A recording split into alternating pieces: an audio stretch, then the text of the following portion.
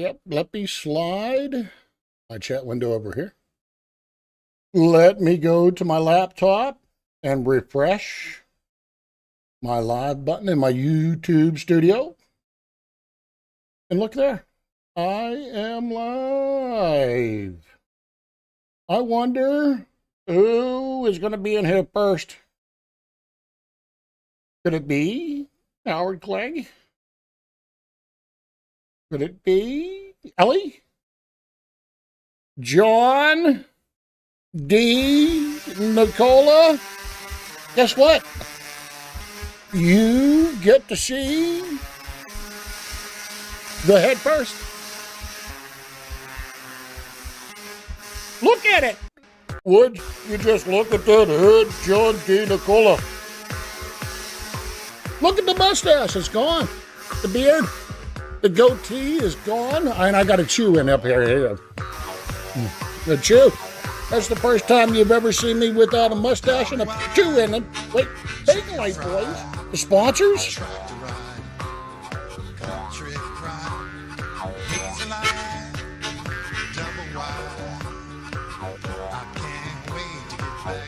Merry Christmas. Sergeant Chuck O. Semper Fidelis, brother. Merry Christmas. Belated.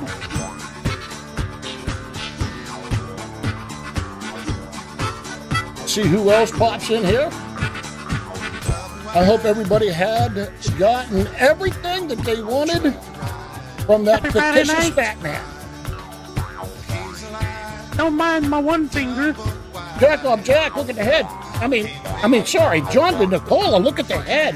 Look at the head. What you asked? I got for Christmas?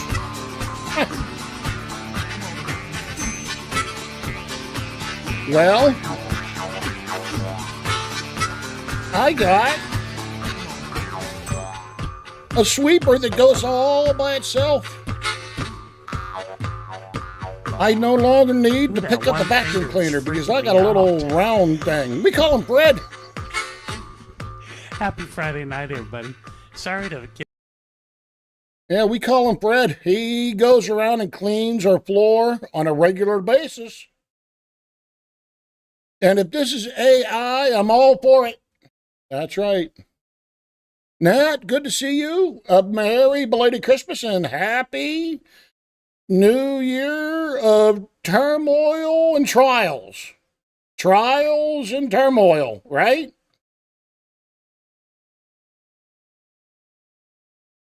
Yeah. Well, let me tell you. Wake up, America, and resist. Good to see you. Good to see you. Did everybody get this for Christmas? I did. I got a new updated version. Frisky? What's this right here?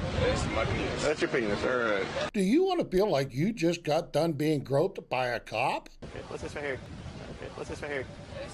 That's your penis. All right. Well, does Tugga Inc. have a cocky companion for you? Rubbercop at patmedown.com. He is as aggressive Merry Christmas as you like. Inspect Rubbercop at patmedown.com. The pursuit is over for that belligerent Sally you've been chasing after.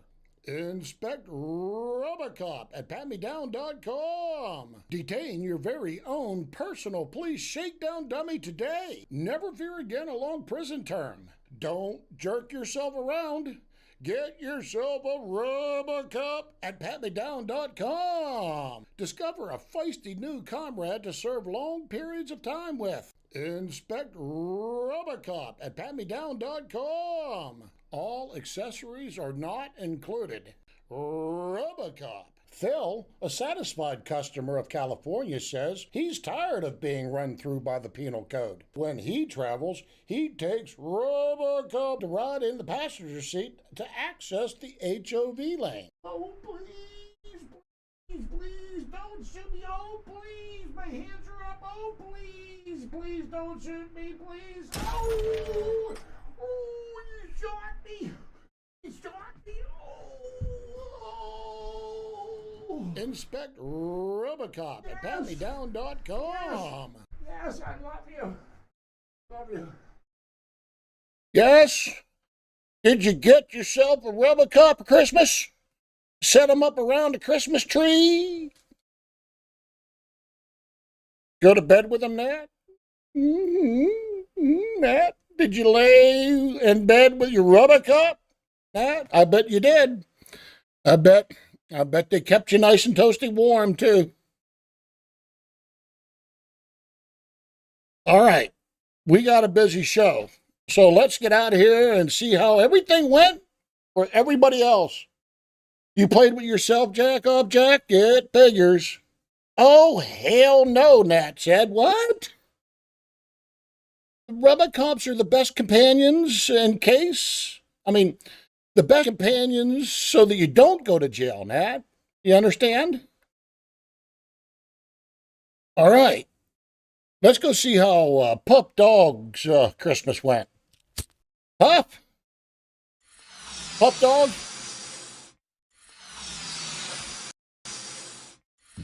Are you here, Pup?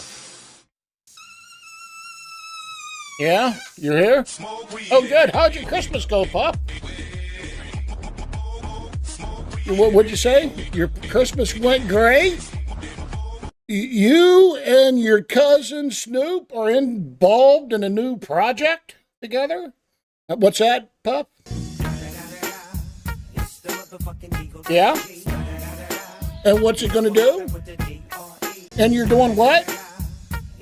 With whose weed? Wait, Pup. Let me get this straight. You and your cousin went into business, Snoop, and you're going to sell gummies. Gummies? Really, Pup?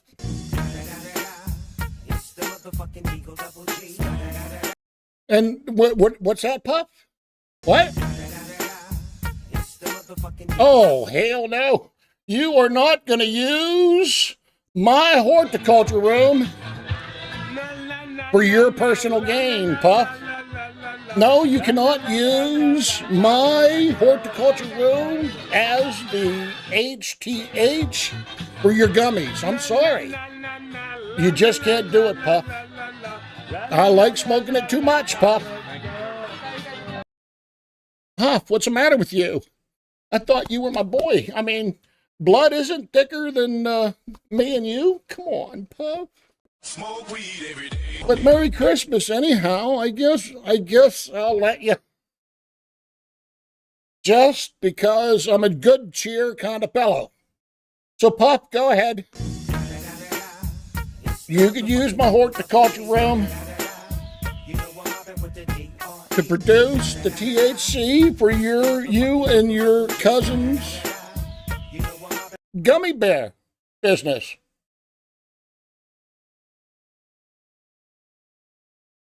Carlton seems to be on board. Charles, we call him. Charles seems to be on board. All right, I guess if Charles is on board with the venture, but I do get a cut, don't I, Puff? Please tell me I get at least 1% or 2, right? Yeah. You say I'm getting 5%? 5% of all gummy sales? All right. I'm digging it. That sounds better. I didn't realize that there was a monetary potential here. All right. Well, let's get that rolling there, Puff. You contact your cousin. And let him know we can give him all the THC that he wants. As long as he doesn't break the law. Okay? 40%'s a beating. Dude, I'm getting 5%. And that doesn't barely take into consideration the electric that I use. But hey, give them both bags, Puff. Give them both bags immediately. All right. Does that make anybody wonder what time it is? It is indeed 4:20. And it's always 420 in Peg's Place. We all know it. Go ahead. Drink what you got to drink. Smoke what you got to smoke.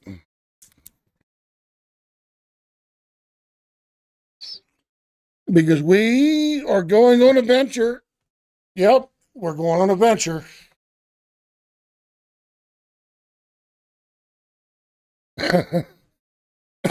Hunter never looked so good. Snoop. No, not Snoop. No, that's Pup.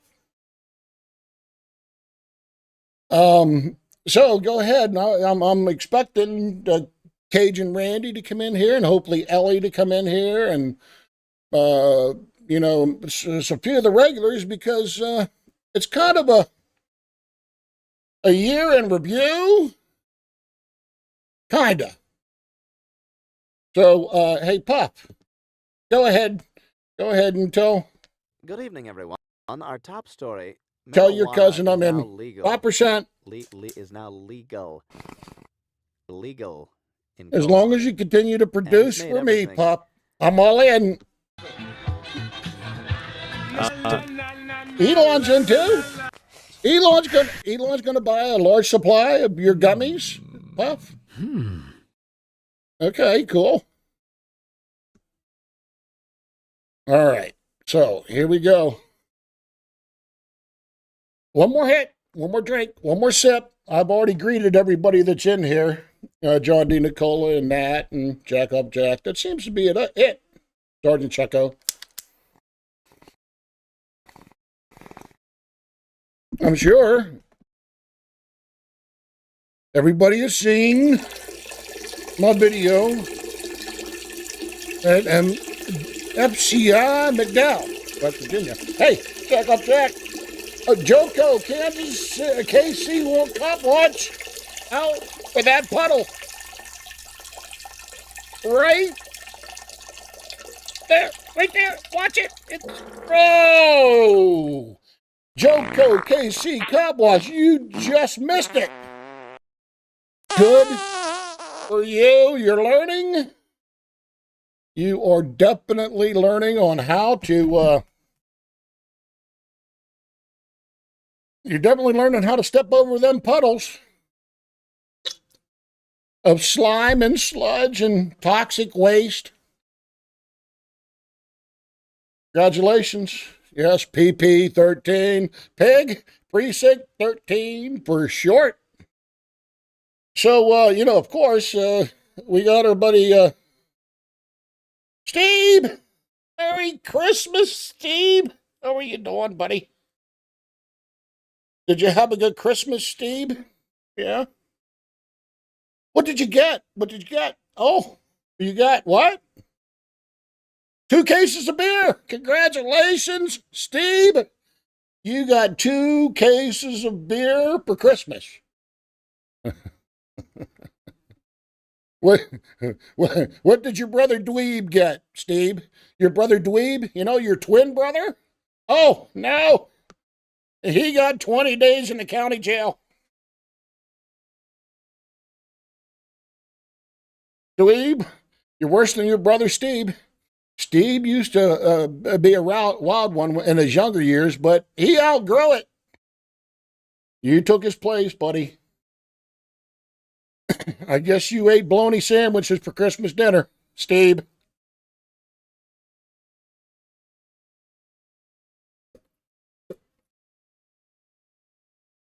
All right, hey Barry. Barry, what did you get for Christmas? Barry, Barry, what'd you, Barry, Barry, what'd you get for Christmas, Barry? Oh, a new pair of headsets? I see, they really drown out the sound. I mean, for fuck's sake, you could probably have a whole bunch of weapons go off. And Barry wouldn't miss a beat. Yes, just dance through them bullets, Barry. Dance through them bullets. Yeah, what out? Damn, Barry, you should have blocked them bullets. One almost hit Steve in the head. Oh, Merry Christmas, Barry. Go back to doing what you do. All right. See ya, Barry. All right. So, who else do we have to visit? Merry Christmas, Doggy Baby. You're going to stop. You're going to lower your voice, or you're going to go to jail. What? I just said Merry Christmas. It wasn't anything bad. Merry Christmas, Talkie Baby. I'm going to ask you to either shut up or leave. What? Talkie Baby. Happy New Year. Commissioner down there, Randolph County, Happy New Year. That's enough. What? You don't want to have a Happy New Year, Commissioner? No? What about Merry Christmas? That's enough. Okay.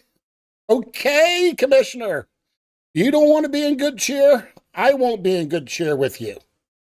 Bobby Elbon, not Ricky Bobby Sue, but Bobby Elbon. How'd your Christmas go? Sheriff Elton, your turn. Sorry, I got a shot foot and it's kind of numb. That's true.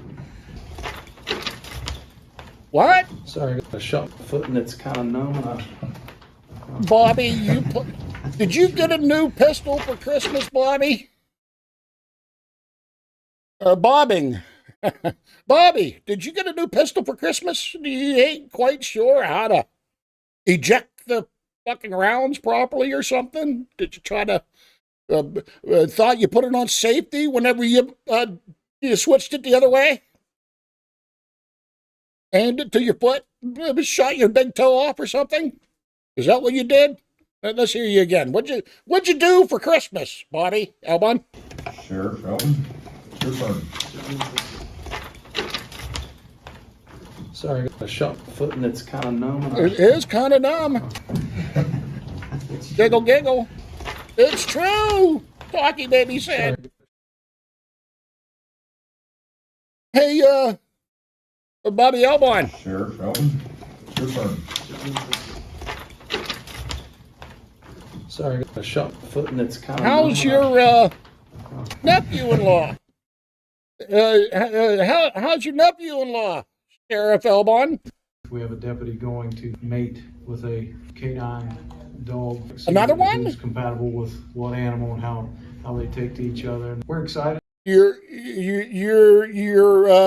deputy nuts mated with another dog?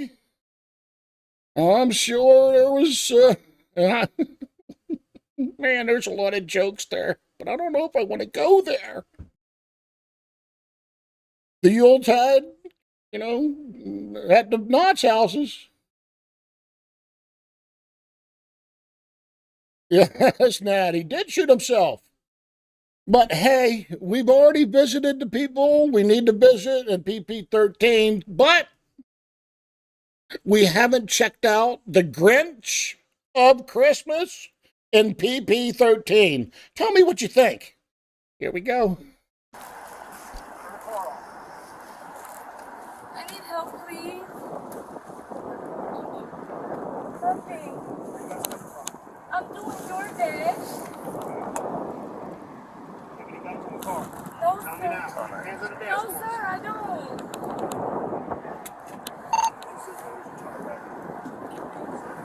I'm in Coda.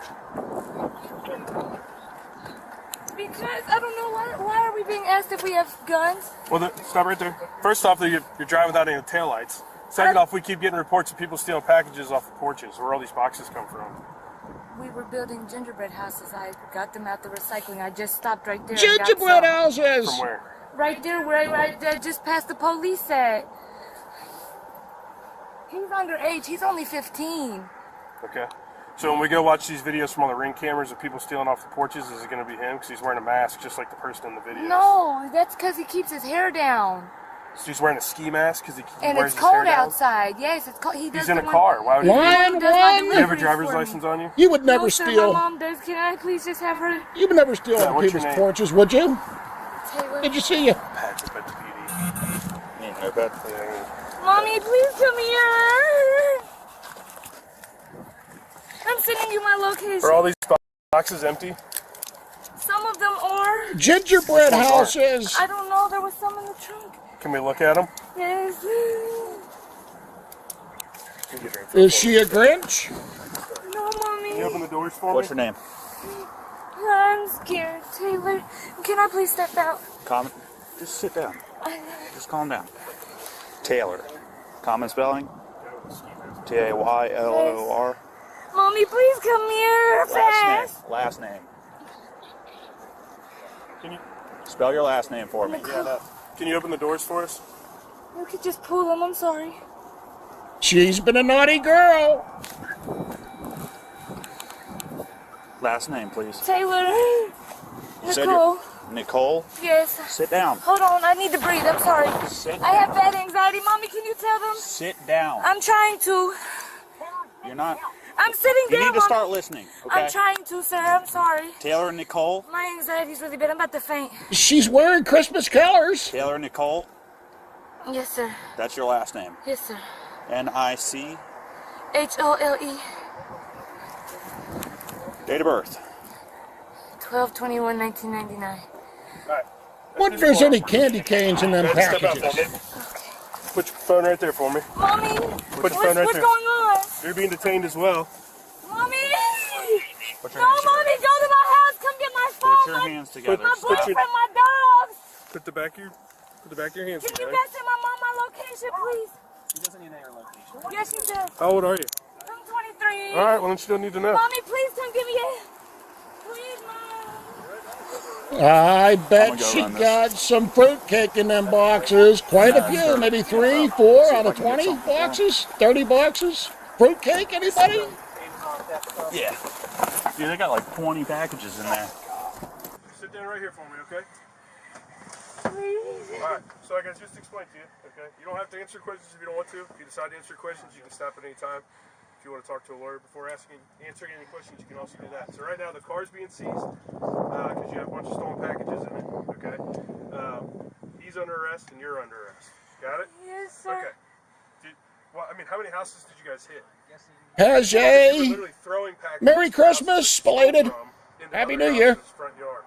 Have you been stealing packages too off of people's porch? What? So what? I apologize, sir. I don't want to be in any more trouble. I'll do whatever. Have you been driving all over town? Did you guys just start? No, Has this been an all-night I thing? just started. I promise. So how do you know him? I don't know him for real. I was just What's his name? Coda. Huh? Coda? How old is he? He's only 15. Okay. Can you please let me know what's gonna happen to me? Can I get cited? Can I get a You're 23? bond? Yes, sir. I have work and I have What? dogs and a kid at home. So and why are you out doing this? Because I was trying to make my rent money and I was scared because the lady just texted me and told me she needed some money. Who? The rent lady. You could go check my phone. She just said she needed money. So how do you know this kid? How did he Because- get roped into helping you steal packages? Because I was helping. His mom asked me to help her while she got on her feet, and so he was staying with me. But she didn't help me with nothing, and I'm Mama trying. dropped her off. She don't. She gets food stamps for him and everything, and I've had them for like 6 months, and she don't help me, and I don't know what to do anymore. So how many houses have you guys hit today? Not a lot, sir. I promise, not a lot. I just wanted the least trouble. I'd return his packages and everything. I just can't. I can't get in trouble. I gotta go pay the rent where my dogs are. They're gonna be out there tomorrow, and I don't know what to do. That's why I want to talk to my mom. I take a citation and go to court or whatever it takes. I can't go to jail. I'm sorry. Who's at home with your kid? No, nobody. It's his other brother. It's his brother. There's twins, and they're like kids to me, and I shouldn't have had him out doing this. So they're not your actual kids? No, I'm trying to get custody of them. Their mom said she was going to go to court for me, and she never went to court for me to get custody, so I've been doing Why it. would you get custody of them? Because she asked me to help her with temporary custody. Because why? Because she don't have nowhere to live, and I did, but now I'm not going to have nowhere, and my dogs aren't going to have nowhere.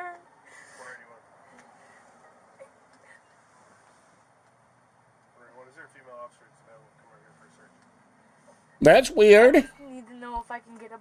What's going to happen? Can you guys cite me and I get picked up or something? Well, we're going to figure that out. You guys got a lot of packages there we got to get through. We got to figure all this stuff out. You just been following the Amazon driver around? No. I just was seeing what houses had packages in certain areas. I didn't even get all of them. So knowing what you know and knowing what you guys were doing, why would you start with such an attitude as soon as this officer tried to pull you over?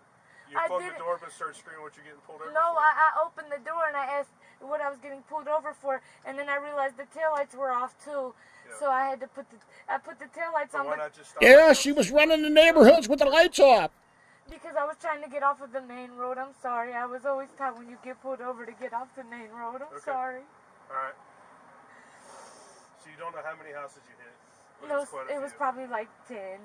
Okay. I just don't want to be in trouble. I do whatever I have to do. I just need a citation or something if possible. Well, I don't know if that's going to be the course of action tonight, but we got to figure all that out. Okay, so put your feet back in there. I'm going to close the store for just a minute. If you need anything, just let that officer know. Can you get the phone so I can talk to my mom, please? Not right now. We'll give it for you in just a minute. You call her when you have the ability to, which is not right now. Okay, there you go. She's a mean one. Can you try to give me a Mrs. citation, Grinch. City of Montgomery stopped you. I'm the city of Blue Ash.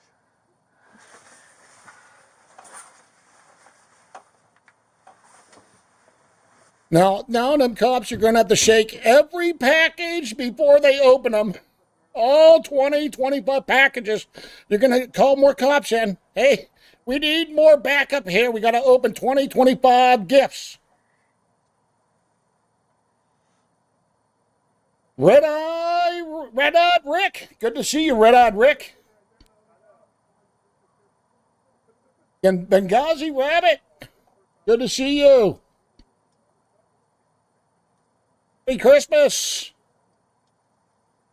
A porch pirate caught.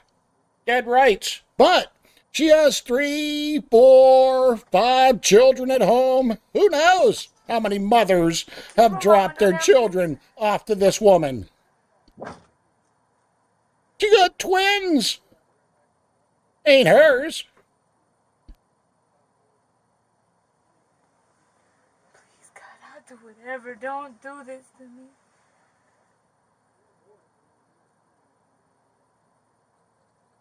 I wonder what these women pay her to watch her children for 6-month periods. That's what I want to know.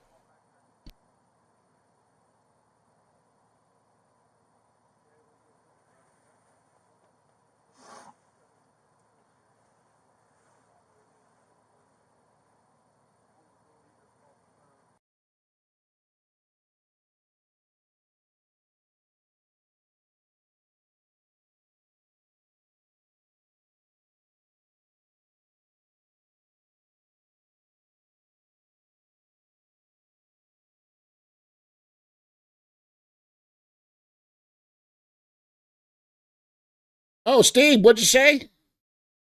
What, Steve? Oh, you wanted... I'm sorry, Steve. Get off camera. And, Creole. Well, here, hit this, Steve.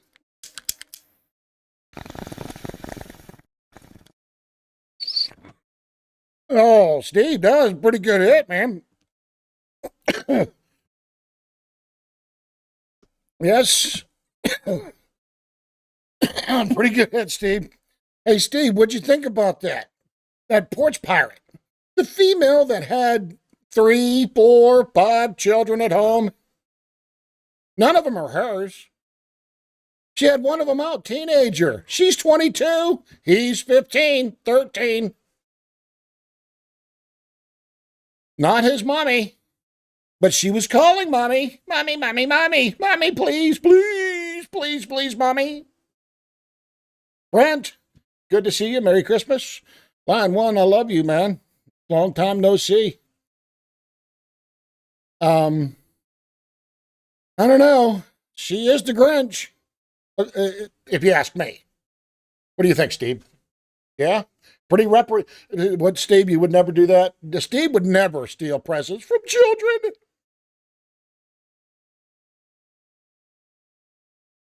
That's right, Steve. And what, dweeb's in jail for what?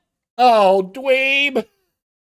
Dweeb, you're in jail for stealing presents off of porches? Come on, dweeb. At least shoplift off of a store like a Walmart or something. Don't steal off of people's porches. What? It's easier to steal off people's porches? With less a chance of getting caught? What? But Steve, that was Santa's present to a little boy or girl. Or a mother. Could have been a diamond, right?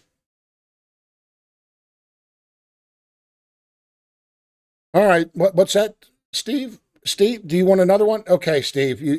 Steve, here you go. Get off Steve, get off camera. I told you. Get off camera. Okay, good.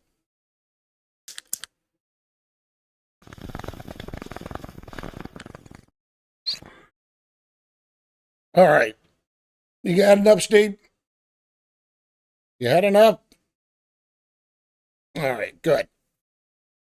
All right. Any further comments on that before we go to the year in review and a breakdown of what's to come in the new year? So let's get out of here. Take the logo down. Steve, have a good new year. Dweeb, have a good new year. Stay out of jail and stop stealing them fucking presents. All right, let's get out of here. We're going to the law library.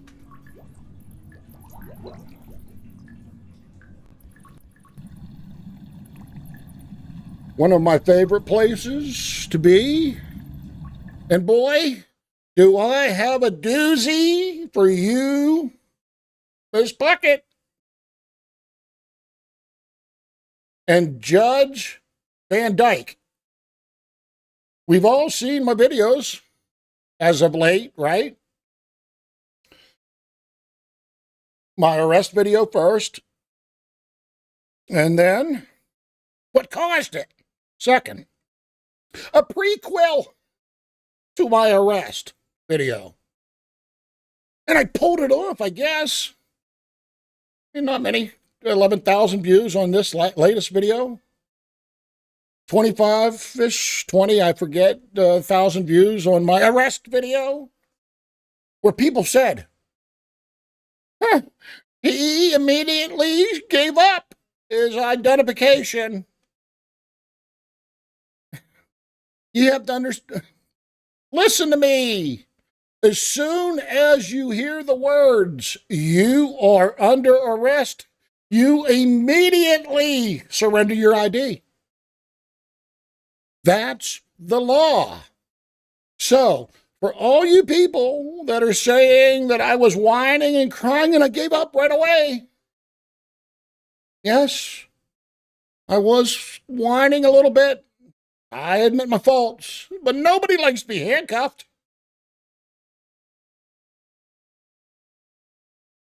But I did exactly as I was required by law, which proves my innocence. Thank you.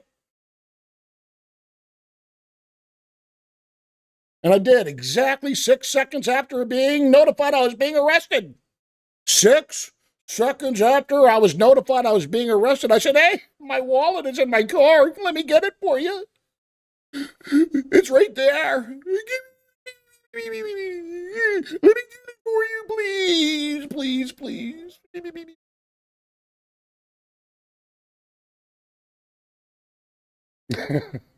Okay. Okay. So, let me take a swig of invisible coffee.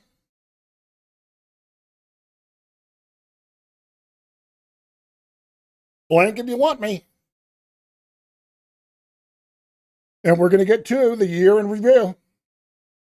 From the law library, 300 feet deep, safe and secure from any federal intrusion at this point, because it is the federal government, in essence, that's accusing me of shit.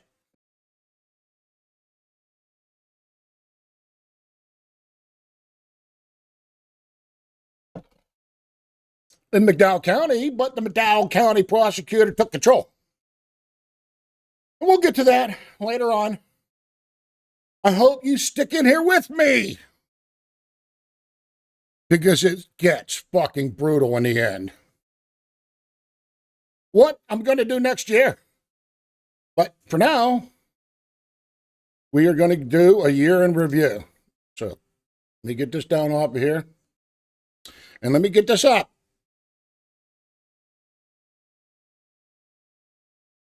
All right. Number one, on August 6, 2020, the defendant, Mr. Ballin, was arrested by Trooper Jones. Fact. A, Mr. Ballin was transported to the cardiac unit in Pikesville, Kentucky, and was released from the hospital August 5th. Oh, that's a wrong number. That's 8. That's August 8th. Mr. Ballin drove 10 hours from Kentucky, arriving in Philippi, West Virginia on February 6th. That's another wrong one. I'm glad I'm reviewing this already right now. It's actually the 9th. 8th and 9th. So I'll just say 9th because it was one whole day that I drove. Okay. Mr. Ballin immediately contacted Lieutenant Cale of the Philippi Police Department to notify him that a warrant for his arrest was imminent, and that if he receives a warrant for Mr. Ballin's arrest, to contact him immediately to surrender to Lieutenant Cale within 3 minutes due to the closeness of the police department to Mr. Ballin. Okay. On August 15th, Lieutenant Cale, look at the time, 8th to the 16th, 15th. 1 week later, Lieutenant Cale contacted Mr. Ballin and informed him that a warrant for his arrest was issued on him from McDowell County, West Virginia. Mr. Ballin, within 3 minutes, responded by turning himself in to Lieutenant Cale to see Magistrate Ben Probst.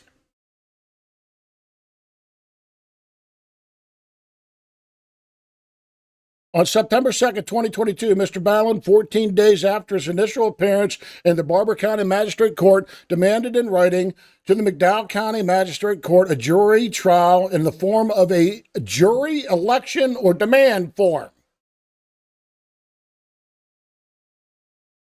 Misdemeanor offenses triable before the magistrate. If the charge against the defendant is an offense triable by magistrate, unless the defendant waives the right to a trial on the merits, the magistrate shall proceed in accordance with the rules of the procedure set forth herein.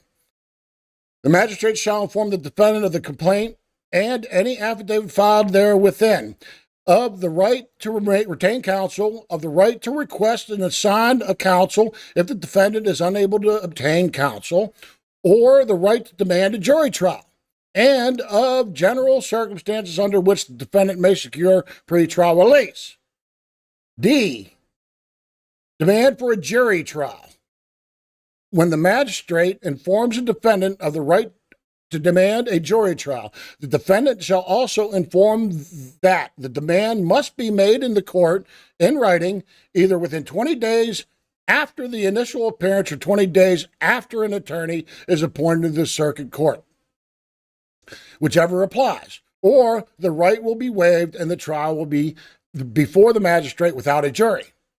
The magistrate shall further inform the defendant that if a jury trial is demanded, the demand may be withdrawn if the prosecuting attorney objects to the withdrawal. Okay. Get it? That's page 1. Here is a little bit run over. I admit, it looks pretty rough. But here is the document right here. State of West Virginia versus Matthew James Ballin, blah, blah, blah. As defendant in this misdemeanor case, I be hereby demand to have a jury trial. 9/2/2022. The Magistrate Mitchell sent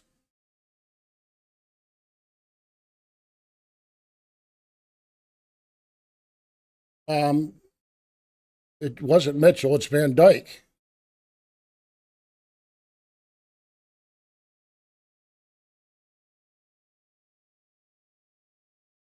Yes. Van Dyke. Magistrate Richard Van Dyke. Notice to the wrong address in North Carolina. Magistrate Van Dyke. Man, I'm glad I'm reviewing this.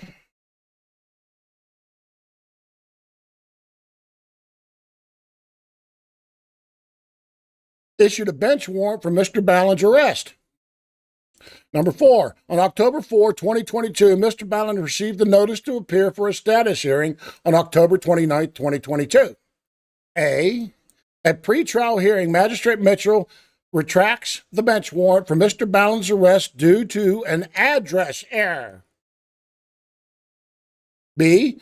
At this pretrial status hearing, Mr. Ballin disclosed his discovery to and verbally requested reciprocal discovery from the prosecutor. Magistrate Court Rules of Discovery 29 A, C, D, E, and Court Rules number 30. Chain Weaver in Ohio, Steve, good to see you. Merry Christmas and a happy trials and tribulations of a new year. A year in review. And in a little bit, a year in what the next new year and what I'm going to do. Sorry, I got to get through this quick, so if I'm not paying too close attention to the chat, bear with me. All of this applies, and you'll see why here in a minute.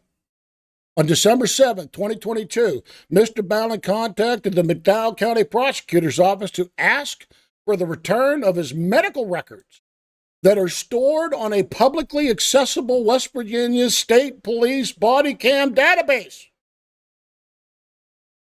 Trooper Beggs was in my procedure room filming with his body cam the whole time.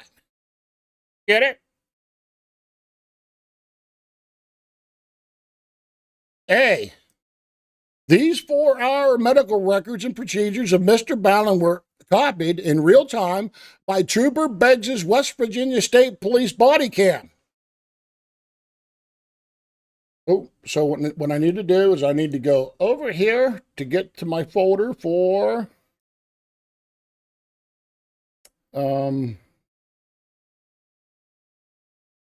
number 1.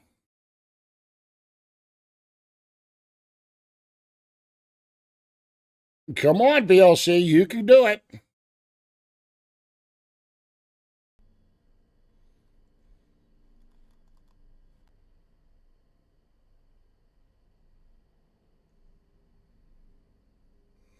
Wait for it.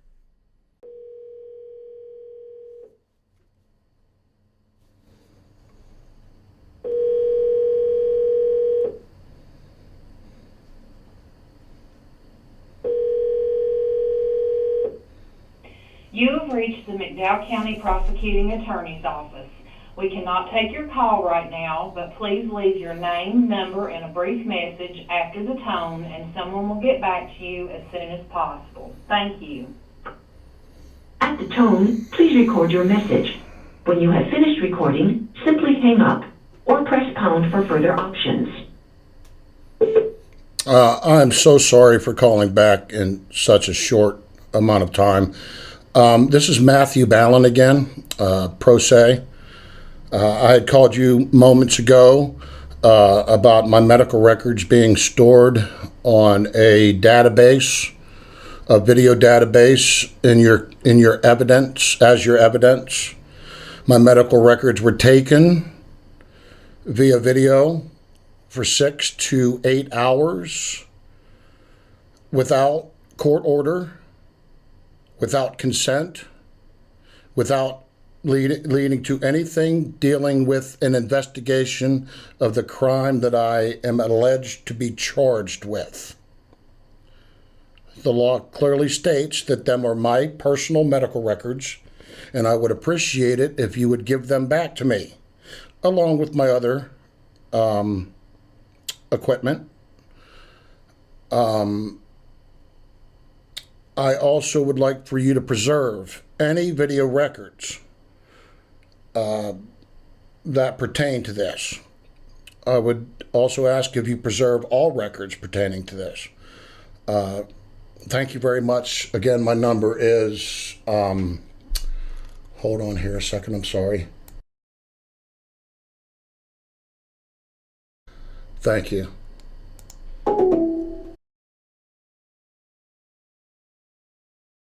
All right, so that was my first attempt early on in McDowell County to retrieve my medical records. Uh-oh, what medical records?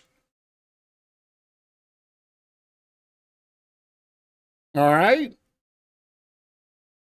so let's continue with my year in review. And that was audio number 1.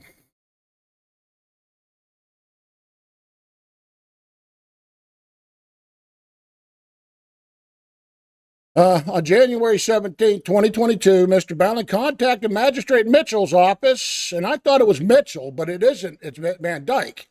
This was early on, so I'll change that, to inquire about the new trial date. All right, here's audio number 2.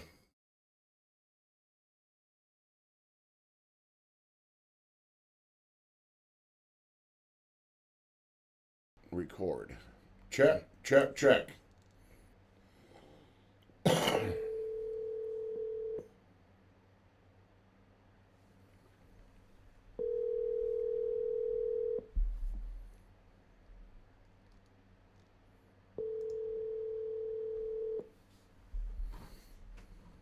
Agent Randy, good to see you. Virginia. Can't take your call now. At the tone, please record your message. When you have finished recording, simply hang up or press pound for further options. Hi, my name is Matthew Ballin, B as in boy, A-L-L-I-N. Matthew, M-A-T-T-H-E-W, my first name. My phone number is 304. I have been waiting for my trial date since November 28th. I've called and I've called. I have not had any answer, nor have I had any response. The only time I ever talked to anybody was Judge Van Dyke, and that was on the 3rd of January, and he said that my trial date would be set in a few days to keep checking. I've been checking my mail. I'm checking my email. I'm checking my phone. I'm getting no phone calls or any information on whether a trial has been set for Matthew Ballin. B as in boy, A is 304. Thank you.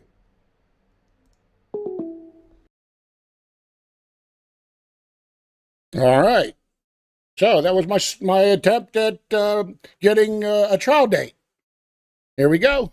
Let's go next one up. Notice January 17th, January 19th, Mr. Ballin received a notice to appear for a bench trial in front of Magistrate Mitchell on February 21st, 2023. Good. On January 27th, Mr. Ballin contacted the McDowell County Prosecutor's Office to ask about reciprocal discovery. Let's see what that sounds like.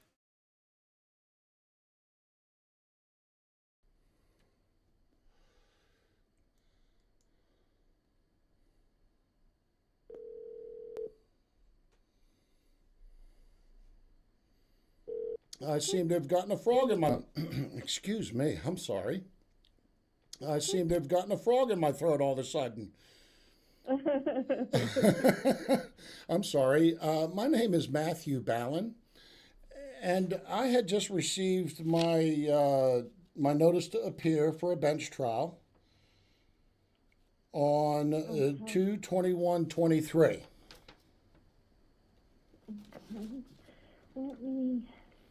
Let me get your name and number. The gentleman that sent those subpoenas out, he had to run over to the courthouse real quick, and he should be back here in just a couple minutes. What is your telephone number? I'm actually functioning as pro se. My phone number is. Oh, okay. I have some discovery questions because at the preliminary hearing, the judge had I had already disclosed my discovery to the prosecutors. Mm-hmm. Okay. And the judge had asked the prosecutors to get me the discovery 15 days prior to the trial. Okay. And I do believe that's work days. Okay. All right. What was your name again? My name is Matthew, MATTHELL 47. We'll have him give you a call. All right. Thank you very much. Thank you. Bye-bye. Have a nice day. Bye. You too. Bye-bye. All right. Merry Christmas, Gage and Randy Nat, Ohio Steve. So here we go. The right before trial. I need my discovery. Now we're going to go number 4.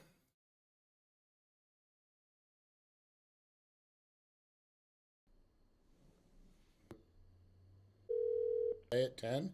And I also yesterday. My name is Matthew Ballin. Prosecutor's office. My name is Matthew Ballin, and I called yesterday, and I also called earlier today at 10, around 10. Mm-hmm. I'm inquiring about the judge's order to give me discovery within 15 days of the setting of the trial. Mm-hmm. That's coming up on Mr. Ballin, you said? Yeah. Yeah, that all went out in the mail, certified mail today. Oh, okay, good. That includes body cam and all of that? Well, they haven't supplied body cam to us yet, and they also they had your GoPro, and they had your cell phone, and the state police sent that off to the lab for some kind of forensics. I'm not sure. Okay, so that means that you're probably not going to be using the body cam unless you get it to me by the 15th, or by the 31st. I'm not sure what they have planned. I just know that that's where it's at. Well, the fact is the 15th is the end date for discovery. Whatever you're going to be using at trial, you're obligated by judge's order to forward that over to me. So I'm surprised that you haven't gotten the body cam or any of the video, which there's a plethora of. I can't believe after all this time, 5 months, that you're not organized enough to have all of this discovery. Like I said, everything that we've got so far, it's in the mail for you today. All right. Okay. If there's no body cam video, I'll motion the court and see if I can get body cam. Again, after that 15th day, you can't bring any added evidence in. I mean, that's just a fact. Unless there's extenuating circumstances. Of course, you could always bring evidence in the middle of the trial, but there are certain conditions. Right. Well, I'm not versed in law. I just answered the phone up here. All I know to tell you is what we did have. It's in the mail for you. Okay. All right. That's fine. All right. Thank you very much for your time, and have a nice day. You too. All right, that was Josh at the prosecutor's office. Josh is a nice guy. Him and I had some conversations. Nice guy. Josh is a nice guy. Okay. That was right here, number 4. On January 31st, 2023, Mr. Ballin traveled 4 hours to McDowell County Prosecutor's Office to pick up reciprocal discovery. Magistrate Court Rules of Discovery 29 ACDE, Court Rules 30. I still have not received discovery, and it's days away from trial. Like 5 days away. Still haven't received discovery. I wonder where it's at.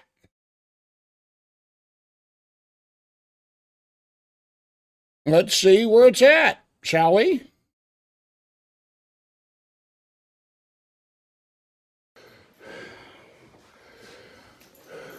It was a long journey. My name is Matthew Mallon. Oh, okay. And I've been talking to, am I the one you've been talking to? Yeah, okay. Josh! Apparently you've had some problems uploading that video for me. It was too big to email. I thought so. Yeah. That's why I come down this morning to get it on a thumb drive if I could. Yeah, we can just burn it on disk for you if you want that. Yeah, we could do it either way. And I also have more discovery for you. Okay. Whew. Boy, I'm not used to being out. Yeah. If you could sign that for receipt. All right, I want my discovery. So if I have to go get discovery on my own, I'm going to do it before a long holiday weekend. Because the trial was next. Okay, here we go.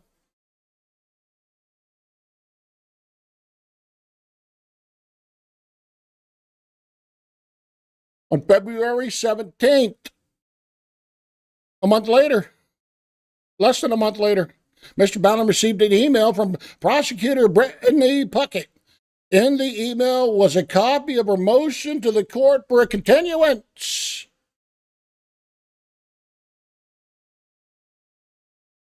State of West Virginia. The state of West Virginia, in the above matter, hereby moves the court to continue this case from the currently scheduled date of February 21st, 2023 at 10:30 a.m. This motion is based upon the following grounds.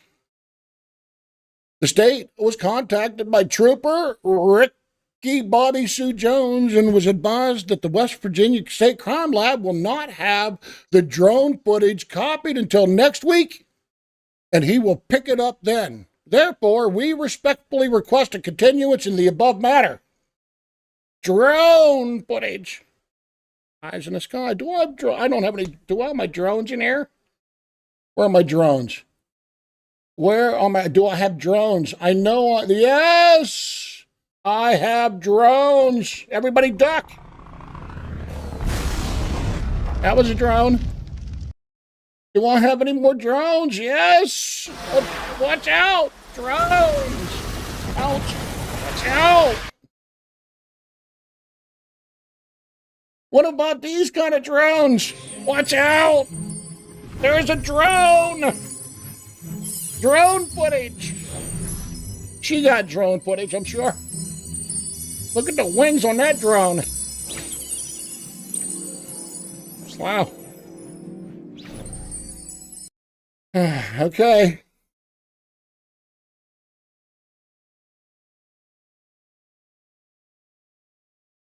Yes, it's the mythical drone. That's right. That's right.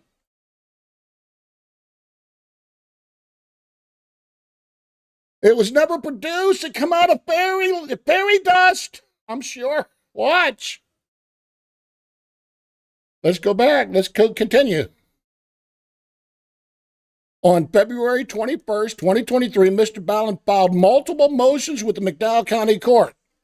A, quash the prosecutor's continuance. A motion for a speedy trial. And a motion to dismiss all charges. Bring this back down here. And here's how they go. Quash prosecutor's motion. 21 February 2023. Received. Okay, let's go down to the important part. Rule of criminal procedure, the prosecutor's unnecessary delay tactics and frivolous motions are in violation of the 14th Amendment of the United States Constitution. Malicious prosecution. Rule of Criminal Procedure 16C, discovery and inspection. Continuing duty to disclose. If, prior to or during trial, a party discovers additional evidence and materials previously requested or ordered, which is subject to discovery or inspection under this rule, such party shall promptly notify the other party or that other party's attorney or the court of the existence of the additional evidence or material. That sounds like drone footage, right? Drone footage? Did somebody say drone footage?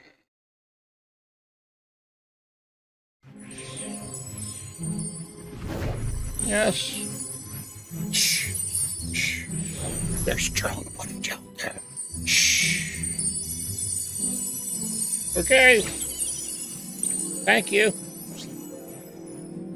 Thank you. I already said hello to Red-Eyed Rick, but hey, how are you doing, Red-Eyed Rick? I like that name. Okay.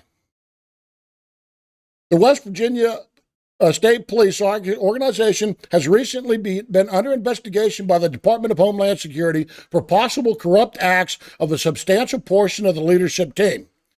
A reasonable person can deduce a correlation between the chaos at the top levels of the West Virginia State Police and the delay in acquiring drone footage, state-owned evidence in brackets, emphasis added. To the prosecutor in this case, there has been no oversight of training by the leadership of the West Virginia State Police to its subordinate troopers. Thereby, I claim this case is being prosecuted by two rogue state troopers, one being a leader, making up their own laws alongside of the road in order to entrap the press, in quotes, in an unlawful cycle of criminal prosecution in lieu of a lawful post-conviction punishment. Isn't that beautiful? The prosecution has had access to the defendant's cell phone and GoPro 360 for 7 months. These videos have not been rendered into discovery as evidence for trial.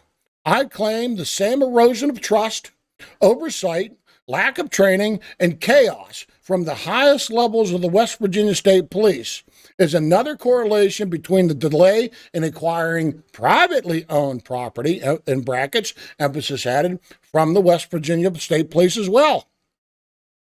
The prosecution has exculpatory evidence given in discovery 2021 Fourth Circuit Court, Wingate versus Fulford, maps and deeds. Due to the prosecution's delay tactics and chaos at the highest levels of the West Virginia State Police, the defendant has been stripped of many of his rights. I motion this court to order the prosecution's continuance be quashed. Beautiful, right? Was that not great?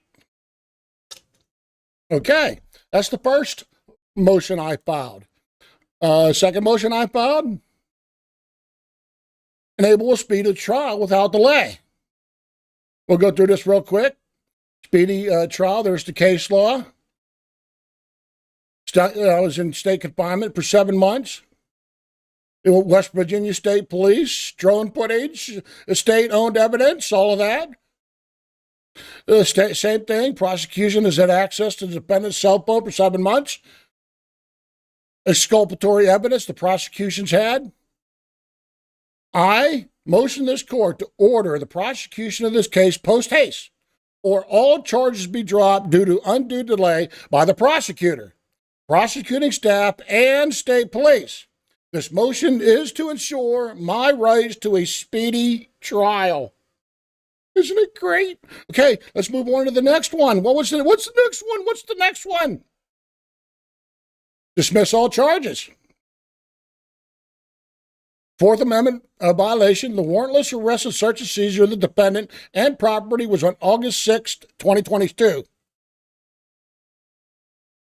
The prosecution cannot act as magistrate to impose further confinement through bail conditions on the defendant simply by asking for a continuance to gather state-owned evidence. The prosecution's unnecessarily delay tactics, frivolous motions, are in violation of the 14th Amendment of the United States Constitution, malicious prosecution. Rules of Criminal Procedure 16C, discovery and inspection, continued duty to disclose. I read that earlier. Here we go again with the state police. The prosecution has had access to my cell phone, blah, blah, blah. The prosecution has had exculpatory evidence. Due to the prosecution's delay tactics and chaos at the highest levels of the West Virginia State Police, the defendant has been stripped of many of his rights. I motion this court to order that all charges be dismissed. Okay, what's next? On February 28th, 2023, Mr. Ballin received from Magistrate Van Dyke's office, we have to change that, a new trial date for March 2023. On March 9th, Mr. Ballin contacted the McDowell County Prosecutor's Office to inquire about drone footage. Magistrate Court Rules of Discovery 29, A, C, D, and E. What did they have to say? Let's hear what they had to say. Come on, BLC, you could do it.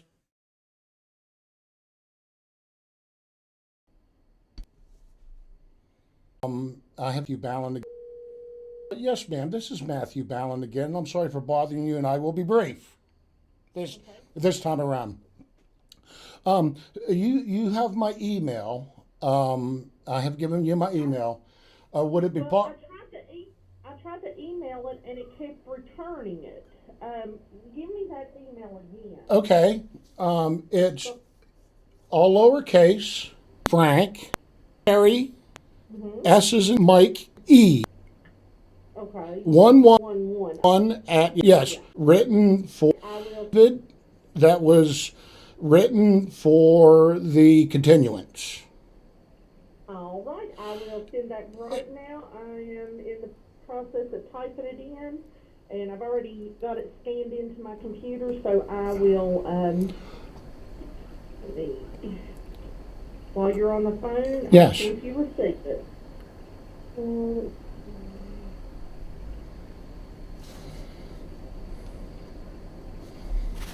Remember, this is about my continuance, my motion for continuance. I'm writing. And I also put a copy in the mail to you. Okay. I'm sorry. Thank you very much for that. I appreciate that. And I didn't mean to be obtruse earlier. No problem. No problem. It's been 6 months, hon. So, bear with me. No problem. And like I said, I got it. Brittany Puckett, continuance. Yes. Okay. And do you have something to say? I'm sorry I cut you off. Oh, no, I was just going to tell you, I did go ahead and put a copy of that in the mail, and that way, because my issue was we're closed on Monday where it's President's Day, and I was afraid that you was going to drive down on Tuesday, and there wasn't any need in it, so that's why I was trying to get a hold of it. Okay, who's your favorite president? Who's your favorite president? No, I'm not going to put you on a spot like that. Abraham Lincoln. I bet it was Abe. Good old Abe, right? George Washington. George Washington the first. Good for you. You must like men with powdered wigs. Yeah. Yeah, that's funny. Yeah, considering my husband has no hair, yeah.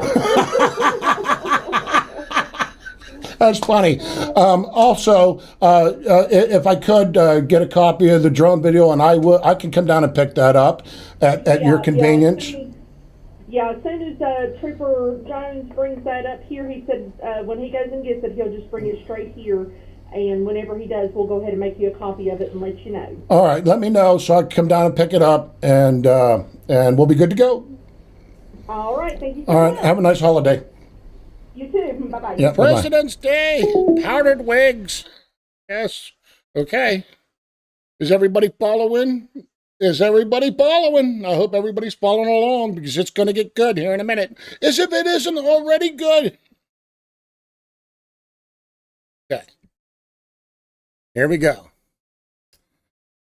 On March 15th, 2023, Mr. Ballin received a package from the McDowell County Prosecutor's Office with the West Virginia State Lab report and data from his GoPro and iPhone.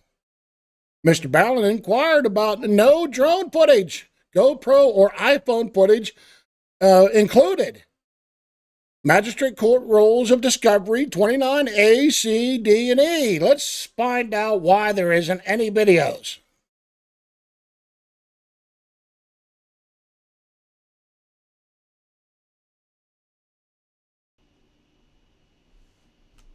Yes, this is Matthew Ballin. How are you doing today? Not bad. How are you doing? I'm doing good. Do you remember me? I come down a few... Yeah. When we were in the continuance hearing, the continuance hearing was premised on drone video. The trial date has been set, and I have not received any drone footage. And it's like 9 days to trial. Yeah, I'm not sure that we... Well, your letter had stated that Trooper Jones had contacted the state troopers and it would be available last week. Well, yeah, the prosecutor. Oh, the prosecutor knew about it? Yeah, you sent me a letter.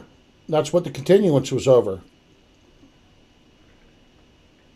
You fought a continuance because you had drone footage that you were going to get next week from Trooper Jones. Or last week from Trooper Jones.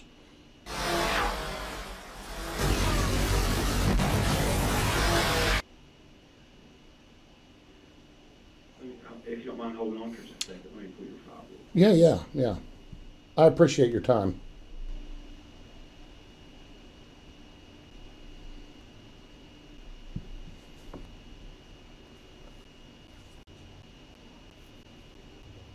Like I said, New footage added.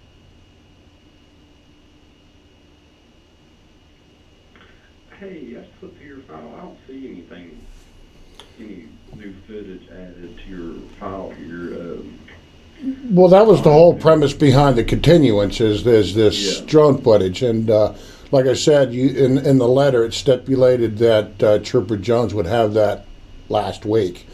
I was led to the impression it was going to be around Wednesday. So I let you have a week or so to review that before you released it to me. I mean, and I was just wondering if it's there, because I need to prepare for the case. I need to prepare for my case, and 8 days isn't following the rules and procedures of magistrate court.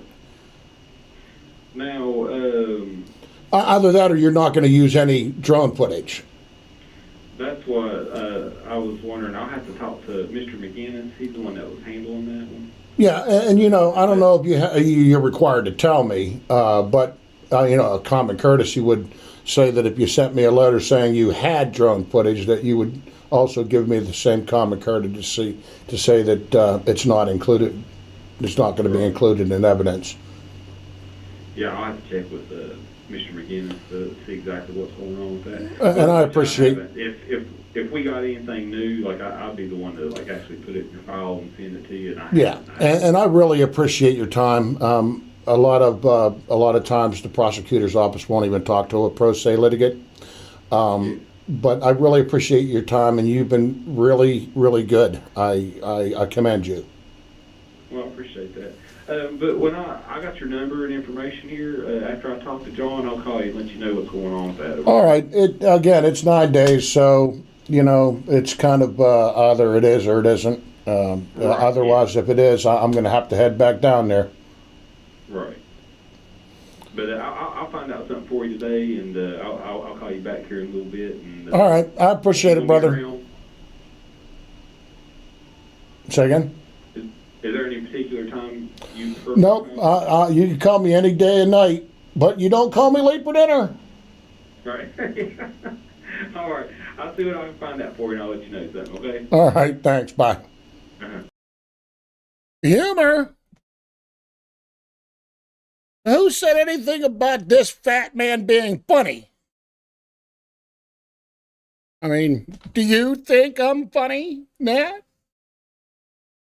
Red-Eyed Rick, do you think I'm funny?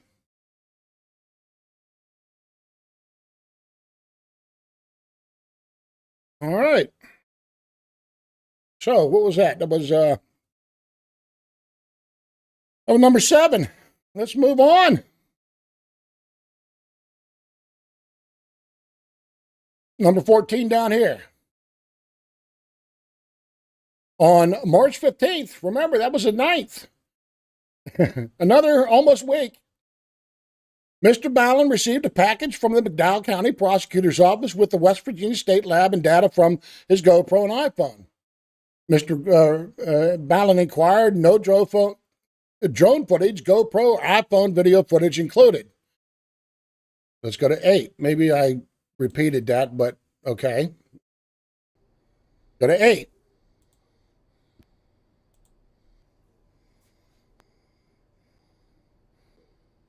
Message after the tone, and someone will get back to you as soon as possible. Thank you. At the tone, please record your message.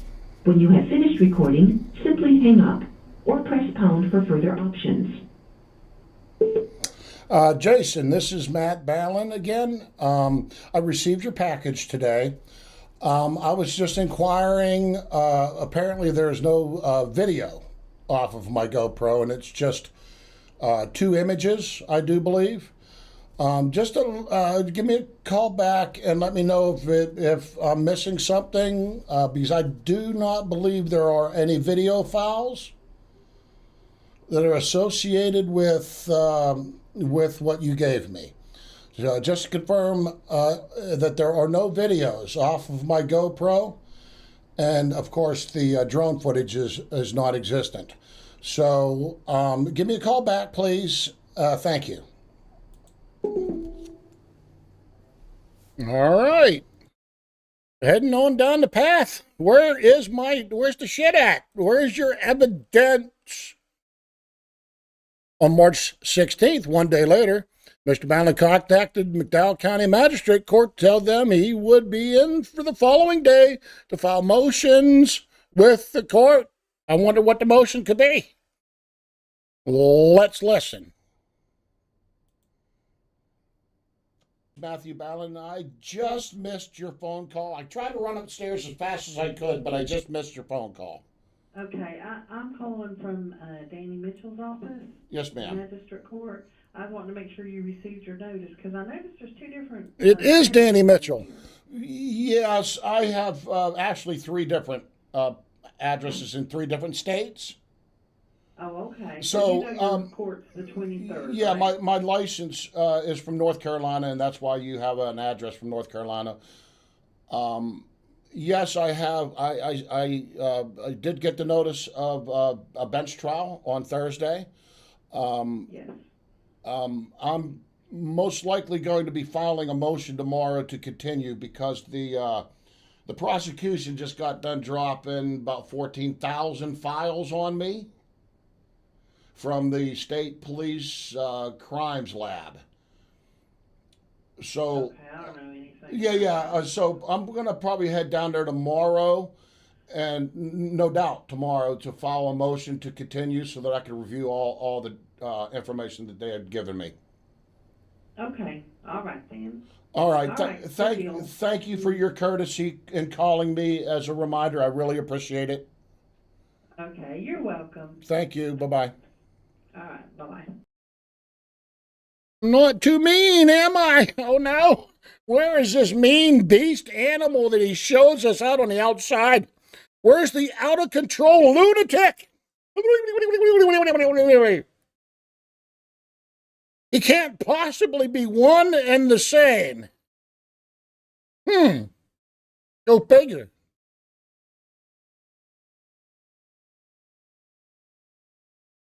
What was that? That was 9. Okay, let's move on. Here's the motion. Motion for a continuance. The state has consistently violated Rule 29, discovery in a misdemeanor action. Timing of discovery from the state.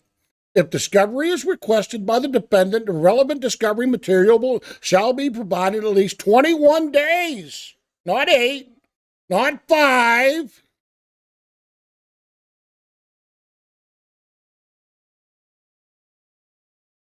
Not 8, not 5. Okay, that's all. That's all for that motion. That was easy, right? A motion for return of the defendant's property. Of course, I'm going to file another motion. Sorry, get me off camera. I want my property. I want to see my own evidence that I shot myself. For this particular incident, this kind of incident. Okay, let's see what I have to say.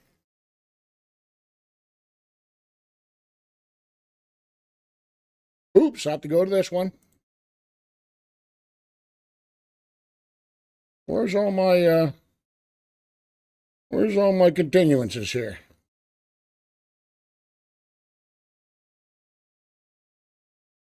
Huh. All right. What? This is messing up on me. All right, this is a good time to take a break. Take a break. Break time. It is 4:20 in Peg's Place in Creole Land, down there in on the other side of the bayou. The other West Banker, I guess they're called. Take a sip. Take a sip, Creole.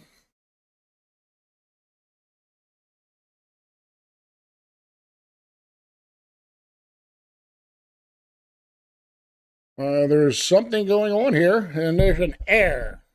Let me look. Take a sip. Take a break, everybody.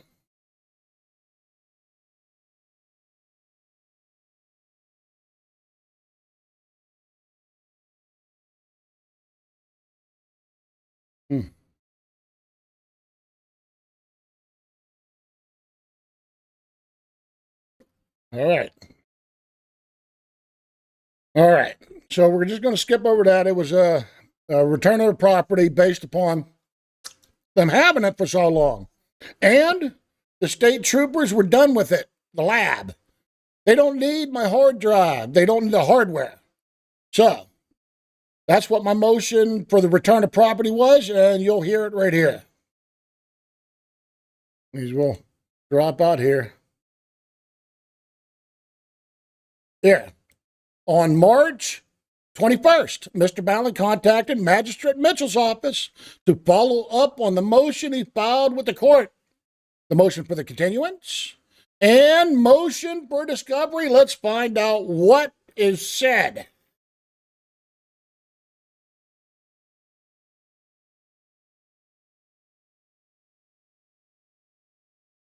Come on, BLC. You can do it. Here we go. My name is Matthew Ballin. I do believe you had called me once before. I don't know if you remember my name. Yes. Yes, I had on Friday filed a couple motions with the court. One of them. I got them. Okay, I was just calling. Yeah, I got two of them. Yes, ma'am. A motion for continuance and motion for return of defendant's property. Correct.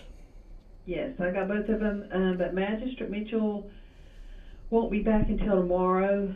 So if he calls in, I haven't talked to him over the phone yet. I'm going to tell him about these. But if he doesn't, he'll look at them in the morning. All right. Either way, I hope I can be prepared to, that I'm prepared enough to put my defense on. Either way, I just have a lot of information to go over, which the motion for continuance explains. Oh, okay. It was new information that was dropped on me by the prosecutor. It was a thumb drive with 14,000 files on it from my phone. Mm-hmm. So I just needed more time to go over the information that was just dropped on me. Okay, I'll let him look in. It looks like you got a phone number on here, so. Yes, ma'am, I do. Please keep me informed. Otherwise, I'm going to drive all the way down there for my trial on Thursday. Okay, all right then. All right, thanks. You. And just so mean to these people. Good Tugga, stop being so rude.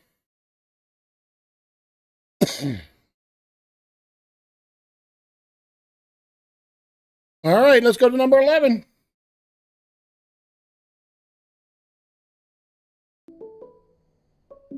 I'm going to have to call her back. Voice, I don't have. Sorry. Magistrate Dennis's office. Magistrate Dennis's office. Yes, ma'am, you just tried to call me back. For some reason, my voice, my Google Voice, I don't have a phone. I have a Google Voice number, and sometimes it gets glitchy like that. I'm so sorry. Yeah, it sounds like there's somebody on there, but there's nobody on there. Yeah, is it fine? Is it fine now?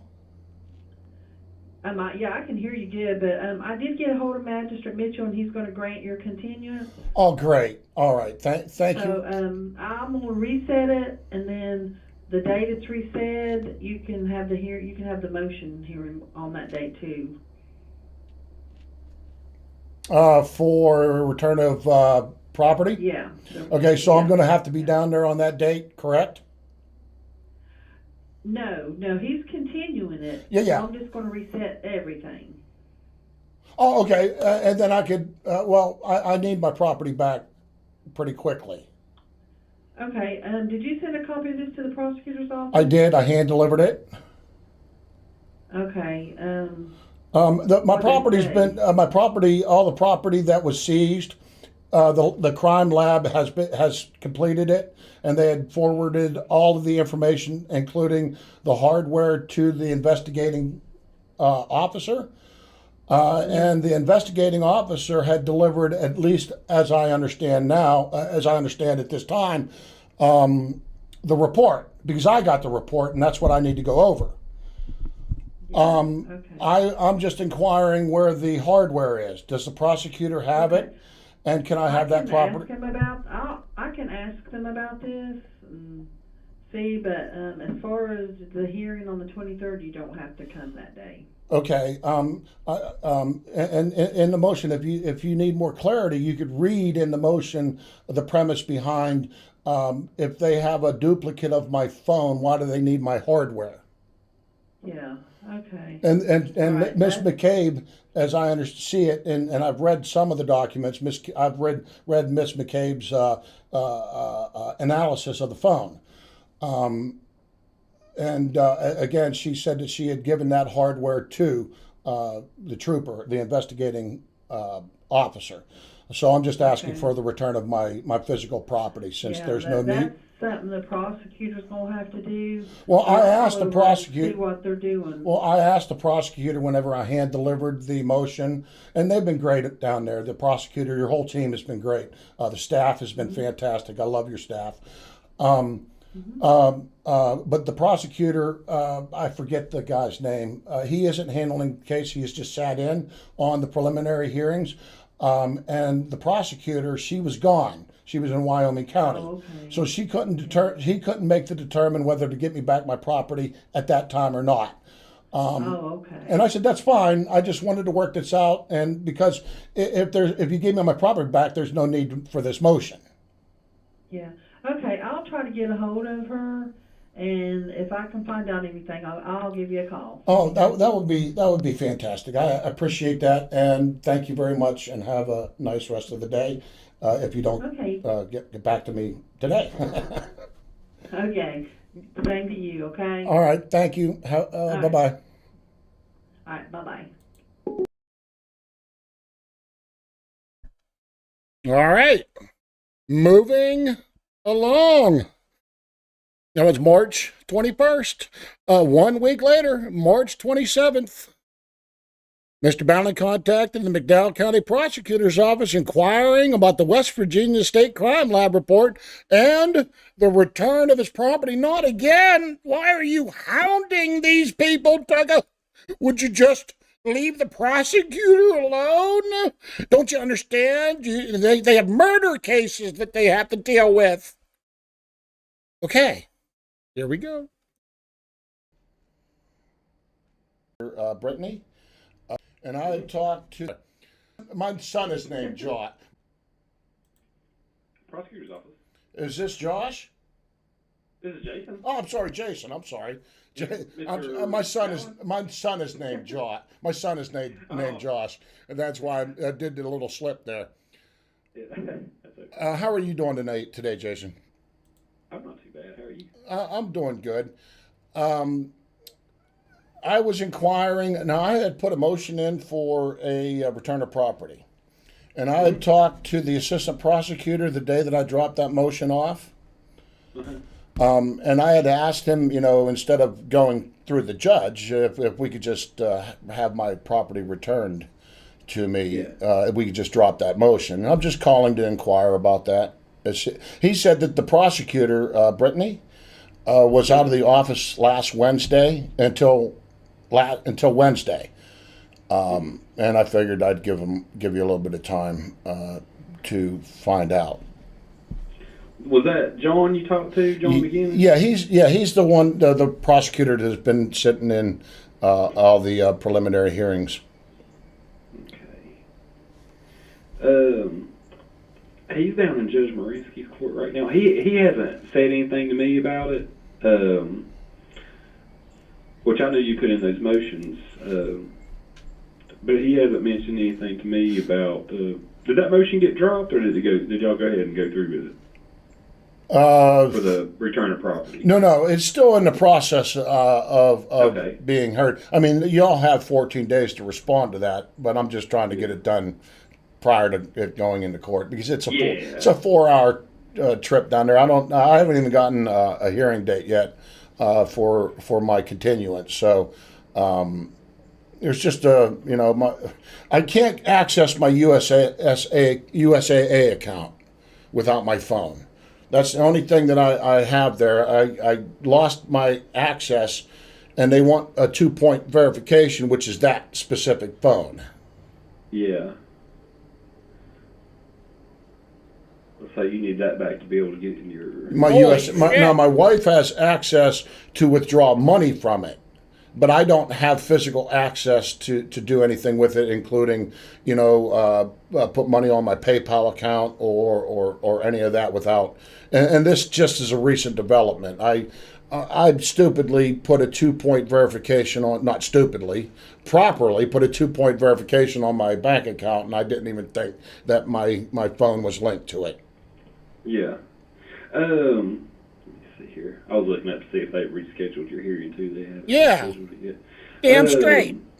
Right? And they've already got all the stuff off it that they wanted to. Yeah, it was returned from the crime lab. They have an exact clone of the image itself, or a direct clone image of my hard drive. Both, I'm sure. John's down in Marinsky's court right now. He should be. His thing was at 10:30, so he should probably be about done here in a few. Just as soon as he gets up here, how about I give him a call, because he'll be able to tell you a lot more. You know what? We have time. I have access to withdraw money from it. I'm just. It would be really nice to have full access to my USA bank account. It would. Oh yeah, I totally understand. But I'll as soon as he comes up, I'll run it by him and have him give you a call. So, because I mean, as long as they got all that stuff, I don't see why they need to keep it. I concur. But hey, that's you and me talking. That's all right. Yeah, right. They got their own. They got their own way of doing things. Yeah. But I'll definitely get with John when he comes up and have him give you a ring, and he could probably tell you a whole lot more than I can. All right. Thanks a lot, brother. All right, no problem. See ya. Bye-bye. That's all right, people. I have 8-point step verification. I'm safe. I'm secure. USAA. Okay. Here we go.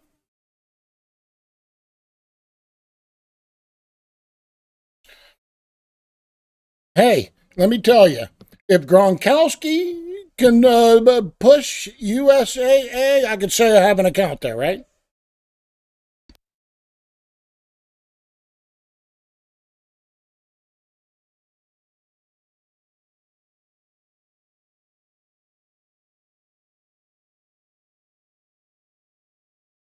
On this yet, sir?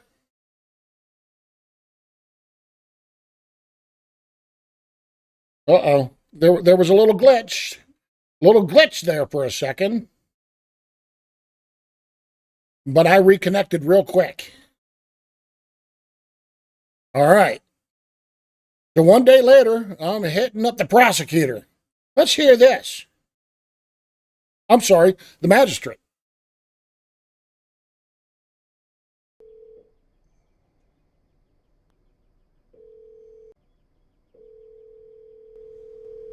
Record your message.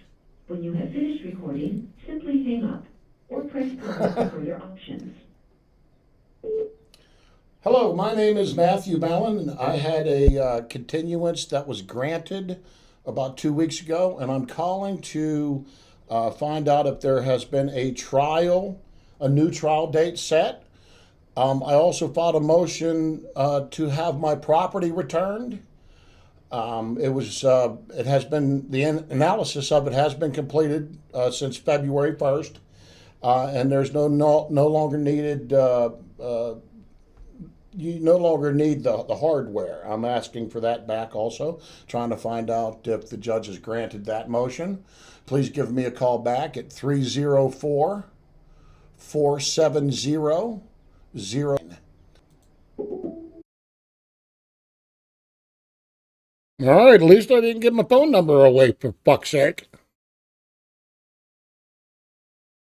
All right, I'm hitting everybody up hard. In a nice way. Cordial with humor. Who would have ever thought? Line 1 knows that I'm not funny. Line 1 has never giggled at one of my jokes. Not one of them. She's tough. She's hard to humor.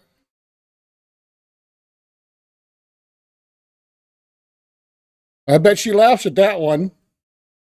Okay. That was 13. Let's go to 14.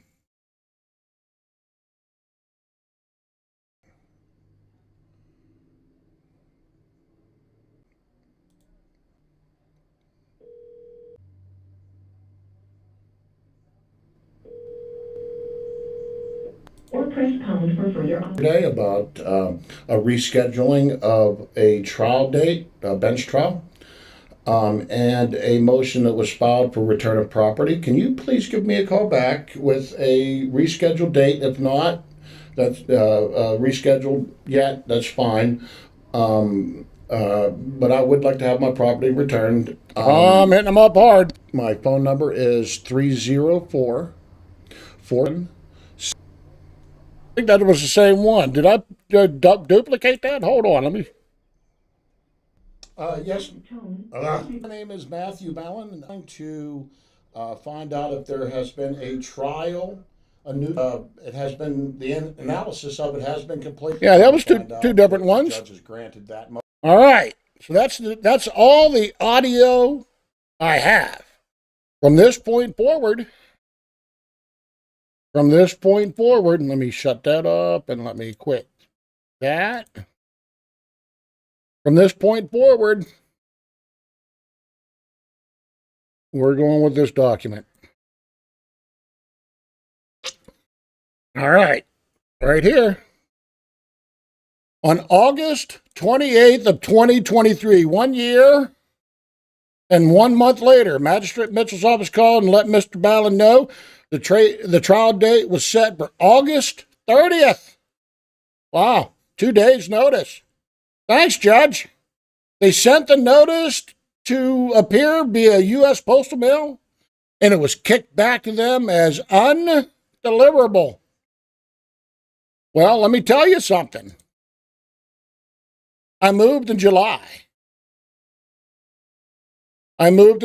So I was in my house, July 1st, I was in my house for almost 2 months. I never received it. Don't know what happened. Have no clue what happened. Okay. So, on August 30th, 2023, at around 3 p.m., before trial, Mr. Bowden was sitting in the waiting room at Magistrate Mitchell's office in Welsh, West Virginia,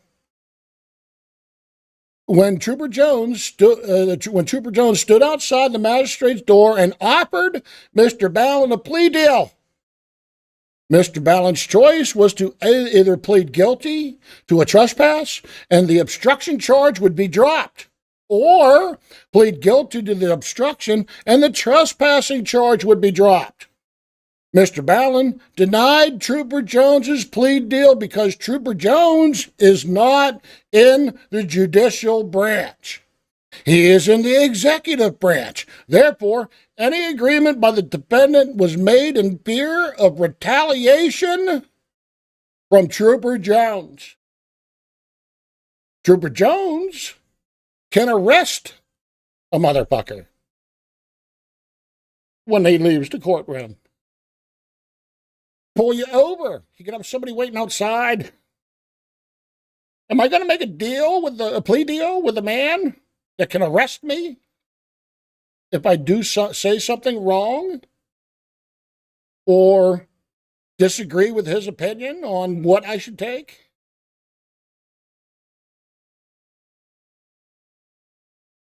Does that make sense? Doesn't make sense. Why are you, Trooper Jones, coming out here and giving me a plea deal? All right. 20A. Why is Trooper Jones acting as the judicial branch prosecutor to offer a plea deal to the defendant? Question mark. B. Is Prosecutor Puckett sending Trooper Jones to offer Mr. Bowden a threat or a plea deal? West Virginia, criminal penalty 11, E1, the attorney for the state, emphasis added, and the attorney for the defendant or the defendant when acting pro se may engage in discussions with the view towards reaching an agreement that, upon the entering of a plea of guilty or nolo contendere to charged offense or to lesser or related offense, the attorney for the state, emphasis added, the attorney for the state, emphasis added, will do of the following. Hello? McFly? Why is Trooper Jones offering me a plea deal? Shouldn't it, under your West Virginia criminal procedure? Sorry. Rules of criminal procedure. Sorry.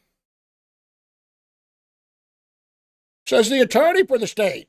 It doesn't say anything in there about no fucking trooper giving me an offer of a plea deal. Trooper Jones. Miss Bucket. Number 22. At trial, Mr. Bowden objected to video evidence not given to him in discovery. This is at trial. The magistrate asked Prosecutor Puckett, how long are the videos? Trooper Jones, sitting at the prosecutor's table, responded to the judge. 2 videos lasting 3 minutes and 3.5 minutes. Unquote. Magistrate Mitchell affirmed the showing of the videos to Mr. Bowden. All of the prosecutor's video evidence appeared to be on Trooper Jones's West Virginia State Police laptop. 24. Trooper Jones asked the prosecutor something. This is at trial. This is in the middle of trial. At trial, Mr. Bowden objected. I object to the video. I never received it. I've been asking for this video for months. Please give me my phone back so I can look for myself. Please give me my GoPro back so I can look for myself. The evidence that I filmed for myself. my property. I should be entering it as my evidence, not the other way around.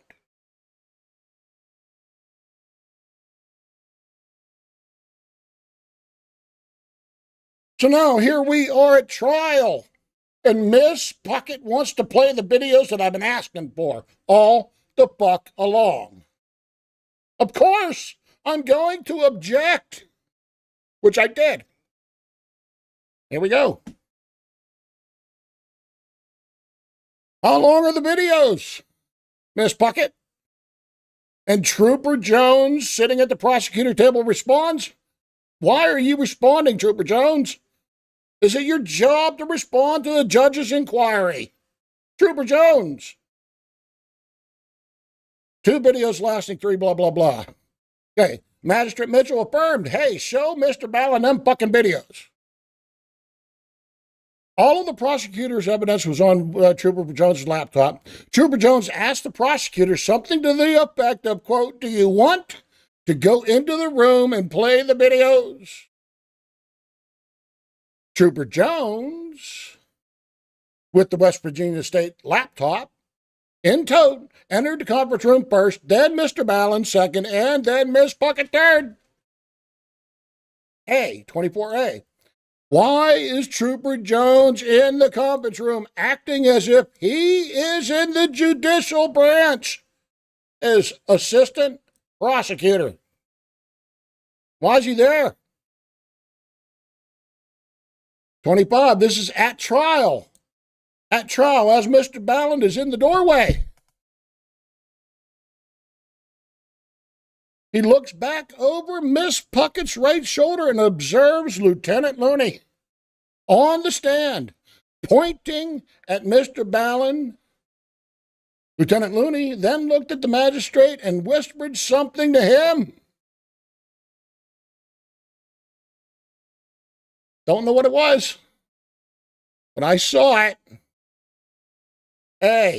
As Mr. Ballin was standing by the door next to Mrs. Puckett in the conference room, Mr. Ballin observed Miss Puckett had left the door ajar.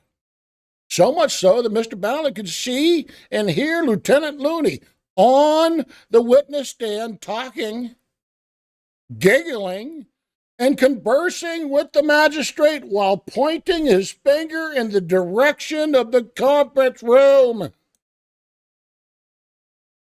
26. While in the conference room, Mr. Ballin and Miss Puckett were standing. Trooper Jones sat down at the table and played 2 videos that were not the correct videos, as Mr. Ballin argued in his objection. Moments before, Mr. Ballin said to Trooper Jones, quote, "Just like there was no, what? Drone footage." There was no drone footage. Do you have drone footage, madam? Are you spying on me right now, Barry?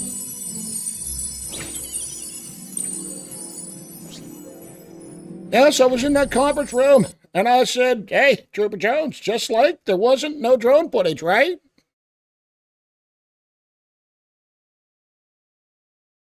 Right here.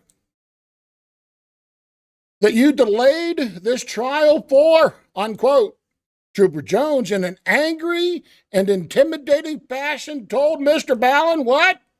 Quote, "This is a courtroom, and if you continue, I will arrest you for willfully disrupting a government process." Mr. Ballin immediately sat down to watch the video being played at full volume while Miss Puckett kept the door cracked so all out in the courtroom could hear the full volume of the video being played.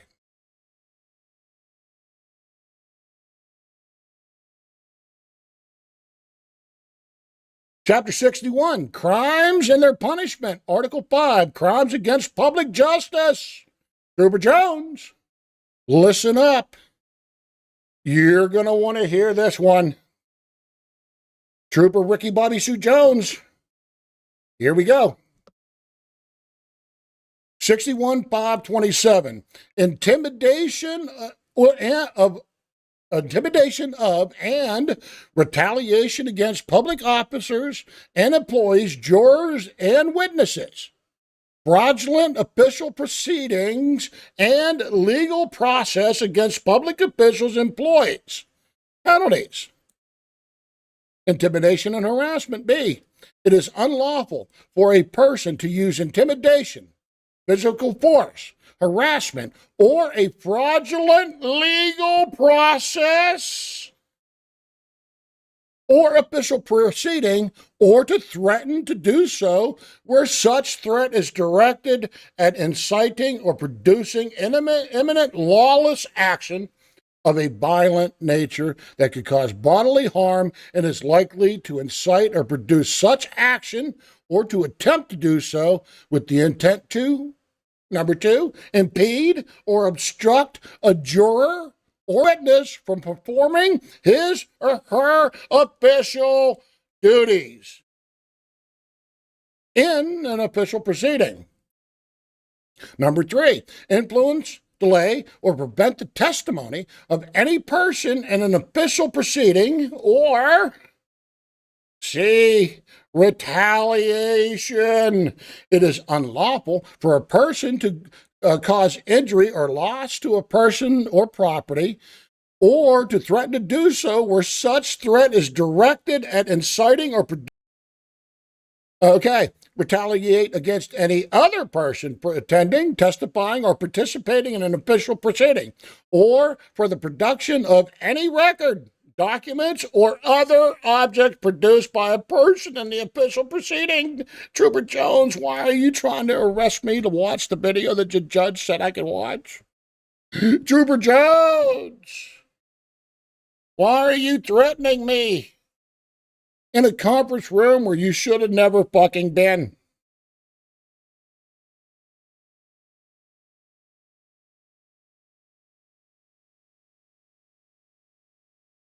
I was acting. That's right, John D. Nicola. You are getting it. Hold on, John D. Nicola. What are you talking about, ex parte? Shh. Shh. Shh. You're too smart, John D. Nicola. You're smarter than all the other average wannabe lawyers, esquires. Okay, you're getting it, though. Here we go. Number 26. Mr. Ballin observed Miss Puckett purposely pulling on the doorknob and opening and closing the door slightly. As the video played, the defendant's voice on the video being played was at full volume for all to hear inside the courtroom, including the witness, Lieutenant Looney, the jury, and the magistrate. C. While in the conference room, Mr. Ballin witnessed quite a bit of talking and loud commotion going on out in the courtroom due to the fact that Miss Puckett had her hand on the doorknob of the door the entire time inside the private conference room, emphasis added, in brackets. Opening and closing the door slightly depending on the volume inside. The sequestered, in quotation, conference room. When the sound in the conference room was loud, Miss Puckett cracked the door open wider. This is how Mr. Ballin was able to witness the sights and sounds of Lieutenant Looney testifying under oath while in the absence of either legal representation. Boom. Can I get a boom? Can I get some drone attack on that one? Let me see right. Yes. Drone attack. Oh, you didn't think that I could see you, did you, Looney? Carrying on like a fool, did you? Thank you, Miss Puckett, for keeping the door cracked.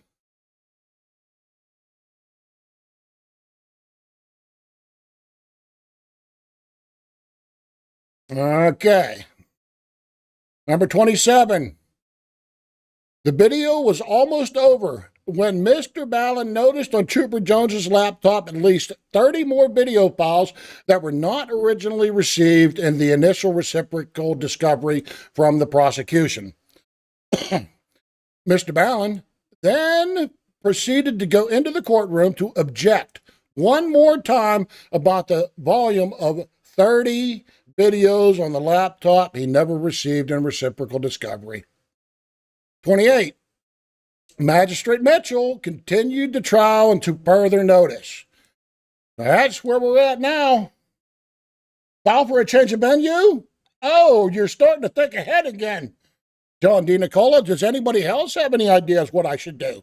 Because after all, it is a year in review and a happy new year of trials and tribulations of what's to come. So put your thinking caps on, people, and think of what you would do instead of Jesus. Jesus was falsely accused, but I'm not like saying that I was Jesus or anything, but damn, on Christmas and everything, it kind of touches me. So, John D. Nicola has a good idea. File for change of venue. Anybody else have anything? Put it up. Okay, let's continue. Magistrate continued the trial until further notice. 29.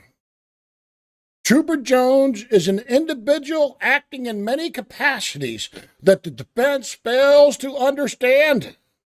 A. Is Trooper Jones acting as a legislator, making up his own obstruction laws along the roadside? Is Trooper Jones acting as a state trooper, ignoring legislative obstruction laws alongside the roadside? C. Is Trooper Jones a witness and or a lead investigator testifying at trial? D. Is Trooper Jones acting as a prosecutor to offer pleas and to convict on legislative obstruction laws? And if so, can Trooper Jones then offer plea deals to any arrested pro se defendant moments after placing them in handcuffs? Great fucking question, right? Why not just cut to the chase, Judge Dredd? Ricky Bobby Sue? Jones? Judge Dredd? Put the handcuffs on him and say, hey, you want to make a plea deal? Does Trooper Jones have a bar card?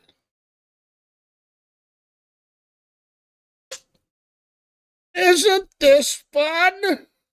It's going to be a good new year, as you can tell. I'm getting there. Can you see where I'm going, Miss Bucket? And since it's Christmas, I'm not going to go all the mean and stuff. I'm trying to be nice for the new year. Not swear so much. You know what I mean? For fuck's sake. Okay. But sometimes you just have to let loose, right?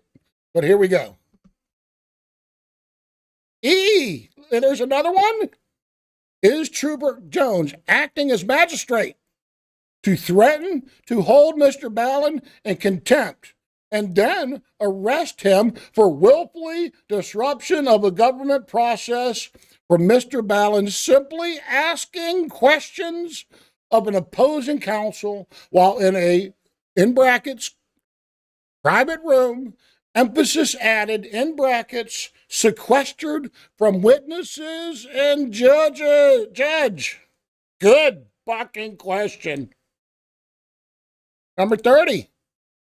The defense is at a loss to understand what role Miss Puckett has Trooper Jones in. Is Miss Puckett prosecutor or is Trooper Jones? Another good question. 30A. The defense asked this court to define who is prosecuting this case. Does that make sense? Malicious prosecution?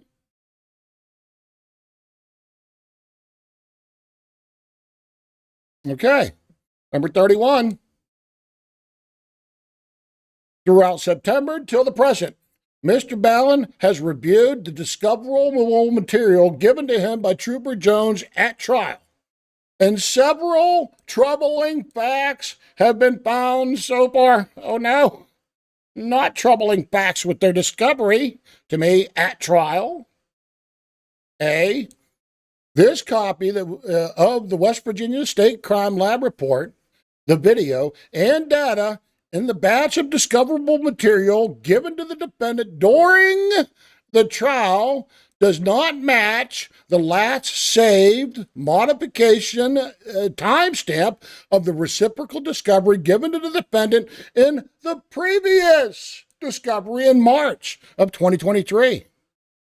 The March batch received via U.S. Postal Service from Ms. Puckett to Mr. Ballin has a timestamp of 1:30:23 at 3:19 p.m., juxtaposed to the discovery given to the defendant from Trooper Jones's laptop at trial as a timestamp 1 hour later at 4:19 p.m.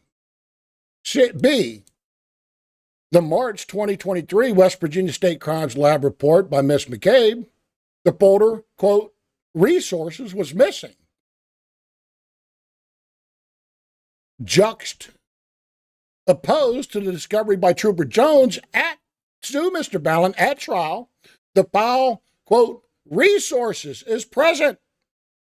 The file resources is vitally important due to the fact that all HTML links to the West Virginia Crime Lab report are stored in this folder. These HTML link files are web browser links to the original copy of Miss McCabe's report, including links to all .bin files recovered by Miss McCabe. C, in March 2023's version of the West Virginia Crime Lab report, Miss McCabe, the one HTML link in that folder is broken, juxtaposed to the version of discovery given to Mr. Ballin by Trooper Jones at trial. This version of the report HTML link works. This link directs you to the entire report and not just a synopsis of the report by Ms. McCabe given to Mr. Ballin in the initial discovery in March. D, Mr. Ballin did not object to trial to discoverable materials that he never received before trial. If Mr. Ballin did not object at trial to discoverable materials that he never received before trial, would never have known that these files existed and were tangibly accessible for review and inspection by him at his leisure. Witness tampering? Oh no, John D. Nicola, you're just hurting me here. You are just hurting me. Stop it.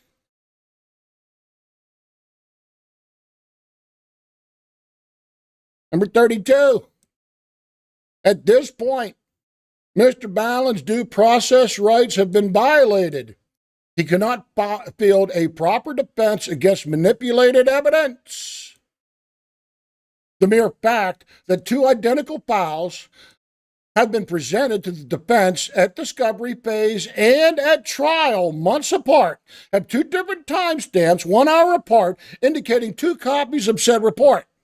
Since the defense had the earlier copy of these files, folders, and data at the start of the trial, the prosecutor, Ms. Puckett, presented at trial an illegitimate timestamped 419 version of all files on the West Virginia Crime Lab report completed by Ms. McCabe on February 1st, 2023. Therefore, in this case, there are grounds for all charges to be dropped, the case to be dismissed, and this blemish on Mr. Ballin's clean record be immediately expunged by this court.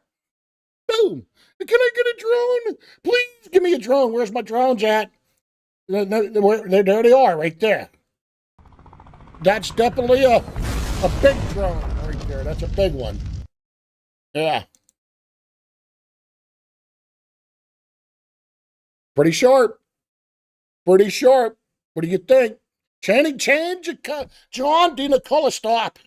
Or would you just stop with this, knowing the rules and procedures governing magistrate courts in West Virginia?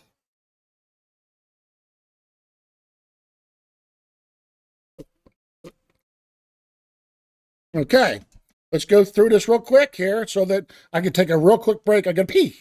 Okay.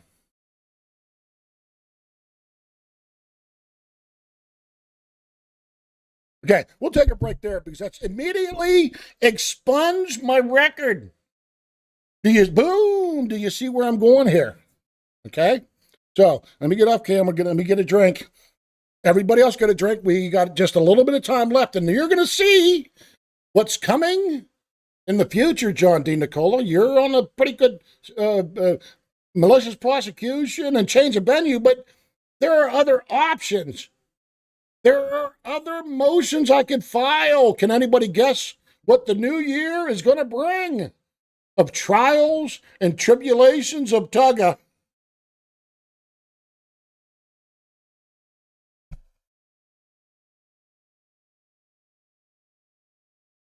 Go ahead. I'm going to take a break real quick.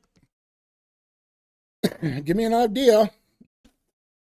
Give me an idea of what you think you would do in my situation.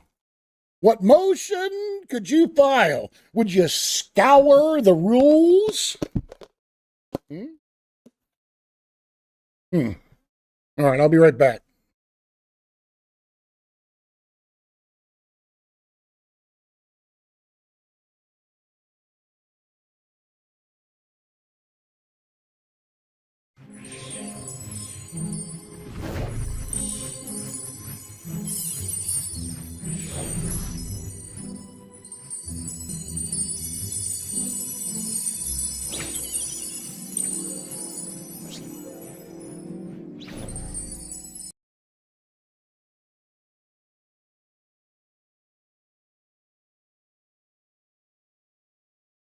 Creole, take another swig.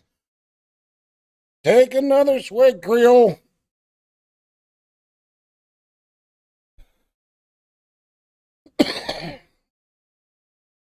Renew my motion for a speedy trial. That's a good one. I like that one too. That would push the issue. But think about going for the throat, John D. Nicola. If you want to go for the fucking throat, which I'm doing in this synopsis of a year in review, what would you think I'm doing with this? Why am I writing it the way I'm writing it? Why am I writing it the way I'm writing it, John D. Nicola?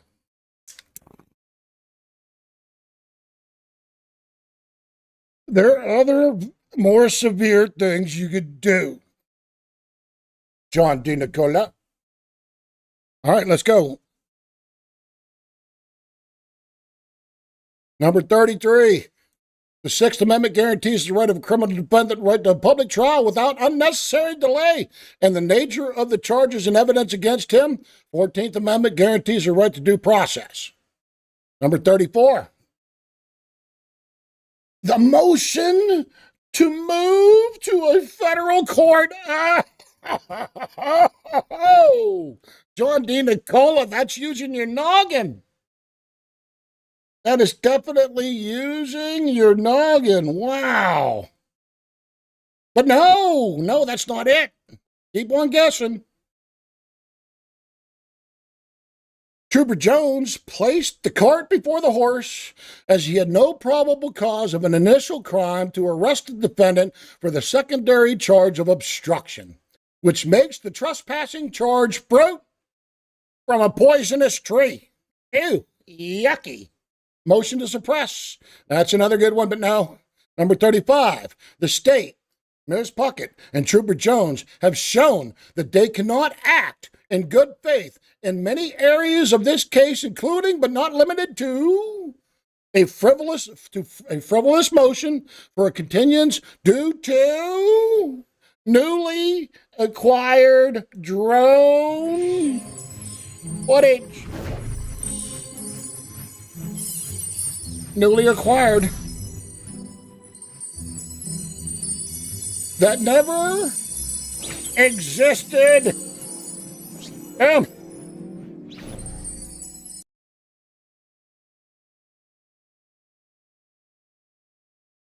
The prosecutors delaying discovery to the defendant up to 5 days before trial violated Rule 29D, discovery and misdemeanor actions.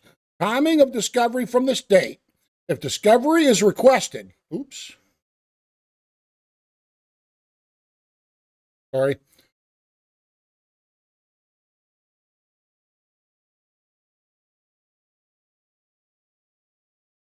Okay. Timing of discovery from the state. If the discovery is requested by the defendant, the relevant discovery material shall be provided at least 21 days in advance of the date of trial, provided that the request has been made at least 14 days in advance of the date the respondent is due. 37. The defendant has shown with timestamp motions to this court and by the actions of the prosecutor and Trooper Jones that during this case they have defrauded this court and arbitrarily stripped many civil rights from the defendant. 38. The defendant charges that through omission of evidence, the prosecutor and Trooper Jones and or both have hidden from this court and the defendant exculpatory evidence, HTML links, folders, files acquired by Trooper Jones from the West Virginia State Forensics Lab that prove that there was no crime committed by the defendant the day of his arrest on August 6, 2022. Oh, stop. Tugga, would you just stop? It's just rolling off of your tongue like a rap. Set it to music, Tugga. Set it to music. 39. The defendant filed a timestamp motion with this court on March 17, 2023 for the return of his property. This property was vital to his defense. The defense had the right to view his own evidence on his own property that was produced by him. The defendant films for content dissemination. However, a major reason for the defendant to film is to document events for review in case false criminal charges are levied on him by the police. Depending on the prosecutor, to spoon-feed the defendant his own evidence that has been manipulated benefits the prosecution and injures the defendant. This is classic judicial misconduct and fraud on this fucking court. Gosh damn it. It's not January yet, so I'm not being held to my old fucking standards. It's devastating. Where am I going with this? Tell me. Number 40. The defendant noticed at the start of trial, C.O. Willis was not present to testify against the accused. The defendant has the right to face his accuser. C.O. Willis is the initial phone call complainant to Trooper Jones for this trespassing claim on Indian Ridge Access Road that day. Trooper Jones, while on scene, bypassed both Lieutenant Looney and the self-proclaimed acting warden of FCI McDowell, the lady in red, to interview C.O. Willis first. C.O. Willis and the acting warden, quote, the lady in red, were not at trial to testify against the defendant whom they accuse of trespassing unrestricted FCI property. 41. The prosecution has yet to provide any documentation giving her the authority or jurisdiction to prosecute the federal trespass statute of, quote, 18 U.S. Code 1752, restricted buildings or grounds in the McDowell County Court, Magistrate Court. An indirect access road is public access and not restricted. Therefore, defendant was not in a restricted area of McDowell, FCI McDowell. 42. Up to this point, the defendant has proven judicial misconduct under the Code of Judicial Conduct for all three individual government entities involved in this case. Canon 1 of the Code of Judicial Conduct is a judge shall upon promote the independence, integrity, and impartiality of the judiciary, and should avoid inappropriate impropriety and the appearance of impropriety. Okay. Rule 1, compliance with the law. A judge shall comply with the law, including the West Virginia Code of Judicial Conduct. Do you see where I'm going with it? Rule of Canon 1, Rule 1, 2. Confidence in the judiciary. A judge shall act in all times in a manner that promotes public confidence in the independence, integrity, and impartiality of the judiciary, and shall avoid inappropriate impropriety and the appearance of impropriety. Comment. The public confidence in the judiciary is eroded by improper conduct and conduct that creates the appearance of impropriety. This principle applies to both the professional and personal conduct of a judge. A judge should expect to be subject of public scrutiny that might be viewed as burdensome if applied to other citizens, and must accept the restrictions imposed by the code. 3. Conduct that compromises or appears to compromise the independence, integrity, and impartiality of a judge undermines public confidence in the judiciary because it is not practicable to list all such conduct. The rule is necessarily cast in general terms. 5. Actual improprieties include violation of the law, court rules of provisions of this code. The test for appearance of impropriety is whether the conduct could create a reasonable mind a perception that the judge violates this code or engages in other conduct that reflects adversely on the judge's honesty, impartiality, temperament, and fitness to serve as judge. Canon 2. Here's where it gets juicy. A judge shall perform the duties of judicial office impartially, competently, and diligently. Rule 2, impartiality and fairness. A judge shall, upon and apply the law, and shall perform all duties of judicial office fairly and impartially. 4, it's not a violation of this rule for a judge to make reasonable accommodations to ensure pro se litigants the opportunity to have their matters fairly heard. Rule number 2.3, biased, prejudice, and harassment. A judge shall perform the duties of judicial office, including administrative duties, without bias or prejudice. B, a judge shall not, in the performance of judicial duties, by words or conduct, manifest bias or prejudice, or engage in harassment, including but not limited to bias, prejudice, or harassment based on race, sex, gender, national origin, ethnicity, disability, age, sexual orientation, marital status, socioeconomical status, or political affiliation. Ooh, that's a good one. And shall not permit court staff, court officials, or others subject to judge's discretion and control to do so.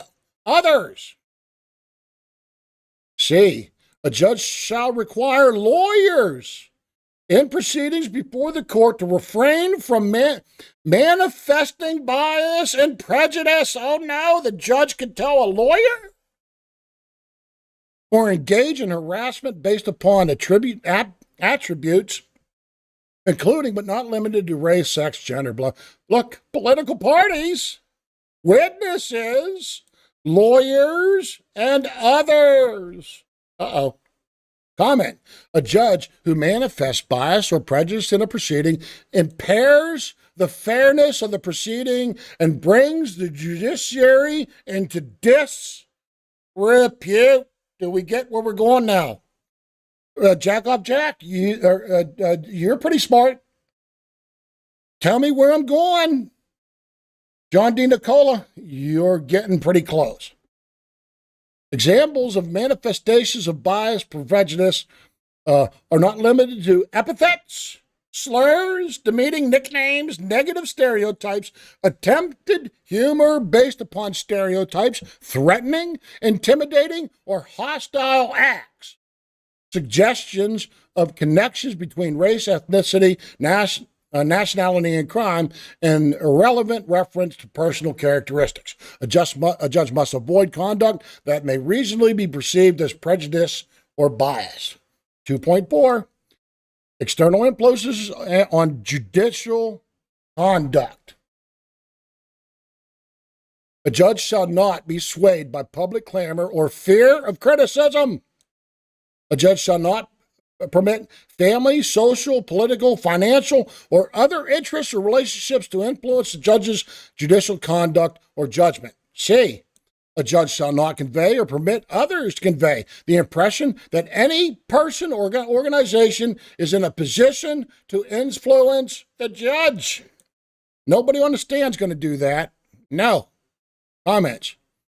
An independent judiciary requires that judges decide cases according to the law and facts, without regards to whether particular laws or litigants are popular or unpopular with the public, the media, government officials, or the judge's friends or family.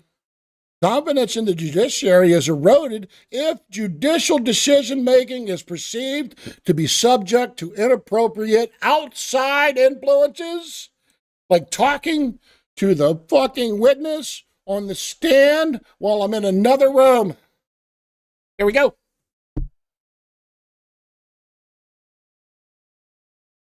Ensuring the right to be heard. 2.6. A judge shall accord to every person who has a legal interest in a proceeding or that person's lawyer the right to be heard according to the law. B, a judge may encourage parties to a proceeding and their lawyers to settle matters in dispute, but shall not act in a manner that coerces any party into settlement. Ricky Bobby Jones, the plea maker. The plea deal maker. You know where I'm going here? Comments. The right to be heard is an essential component of a fair and impartial system of justice. Substantive rights of litigants can be protected only if procedure protecting the rights to be heard are observed.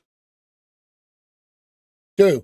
The judge plays an important role in overseeing the settlement of disputes. Ricky Bobby Sue Jones, plea deal maker, Judge Dredd. But she'd be careful that efforts to further settlements do not undermine any party's right to be heard according to the law of Ricky Bobby Sue Jones. Miss Puckett, why didn't you offer me that plea deal instead of him? The guy with the badge. The judge should keep in mind that the effects that the judge's participation in settlement discussions may have not only on the judge's own view of the case, but also on the perception of the lawyers and the parties if the case remains with the judge after the settlement efforts are unsuccessful. Among the factors that a judge should consider when deciding upon an appropriate settlement practice for a case are, number one, whether the parties have requested or voluntarily consented to a certain level of participation by the judge in the settlement. Hey, judge, you can come in. Or two, whether the parties and their counsel are relatively sophisticated in legal matters. Am I? I don't know. Whether the case will be tried by the judge or a jury. I asked for a jury trial, but I didn't get it. Judge, I didn't get a jury trial. Why? Or whether the parties participate with their counsel in a settlement discussion. Number five, notice counsel. Nothing about no state troopers in this motherfucker.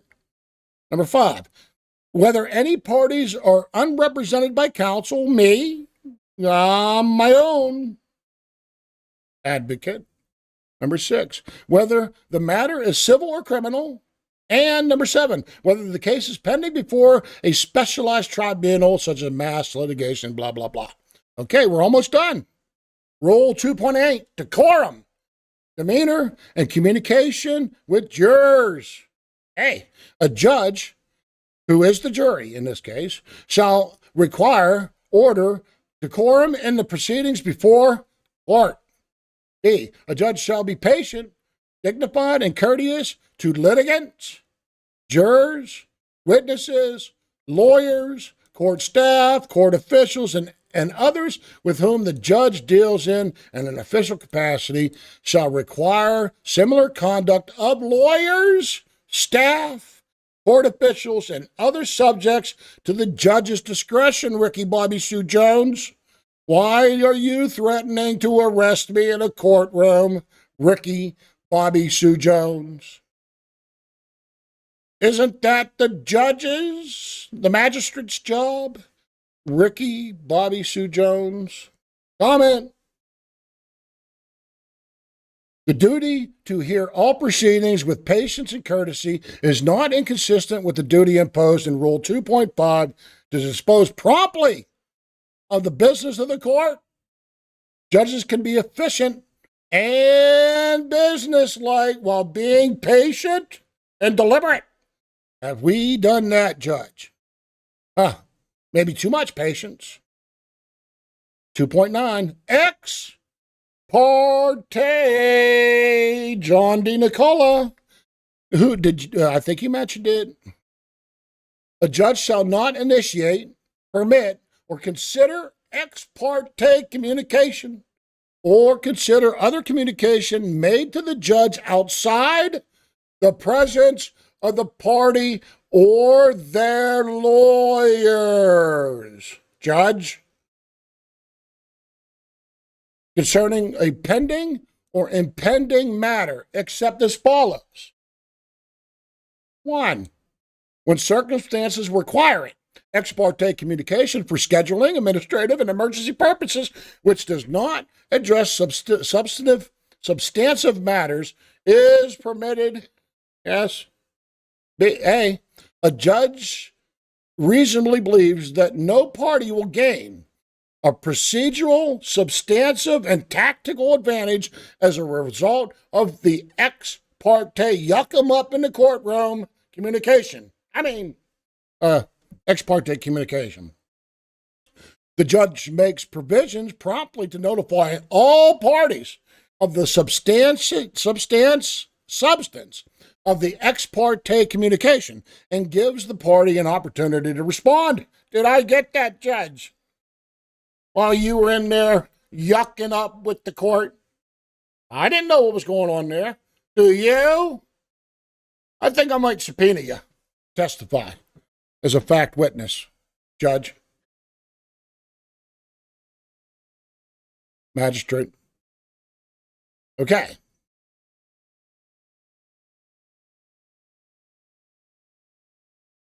The judge makes B, provisions promptly to notify all parties, which you didn't do, of this ex parte communication and gives the parties an opportunity to respond. A judge may consult with the court staff and court officials whose functions are to aid the judge in carrying out the judicial judge's adjudicative responsibilities, and with other judges, provided the judges make reasonable effort to avoid receiving factual information that is not part of the record and does not abrogate the responsibility personally to decide the matter.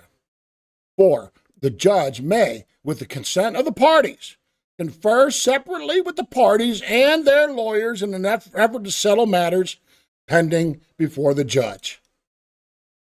A judge may initiate, permit, and consider any ex parte communication when expressly authorized by law to do so.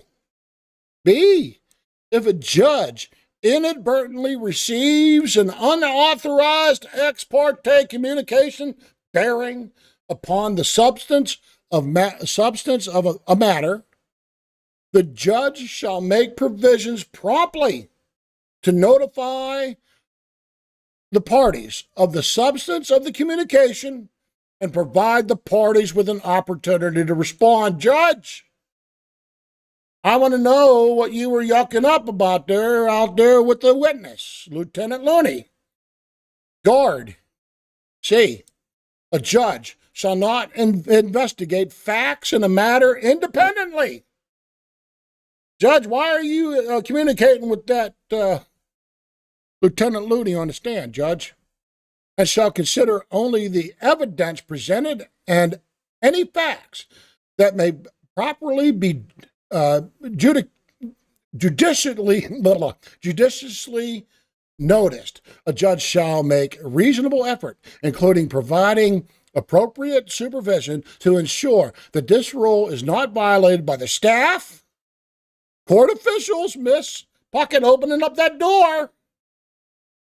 That's ex parte, by letting everybody in the courtroom hear what was going on inside that sequestered room.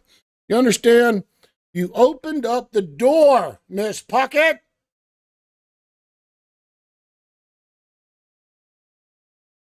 Why did you have to open up the door so I could hear and see things going on in the courtroom? You thought you were going to be sly. You thought you were going to let everybody hear, including the witness, on the stand mirror 20 feet away.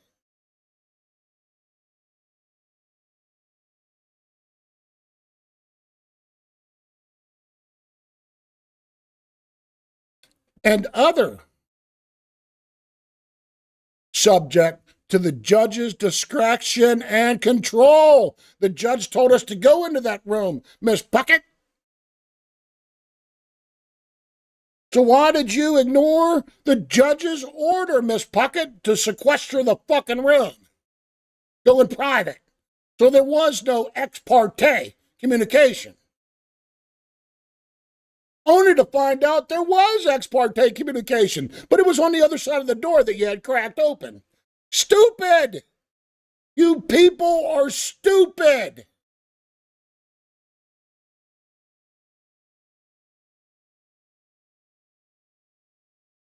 Comment.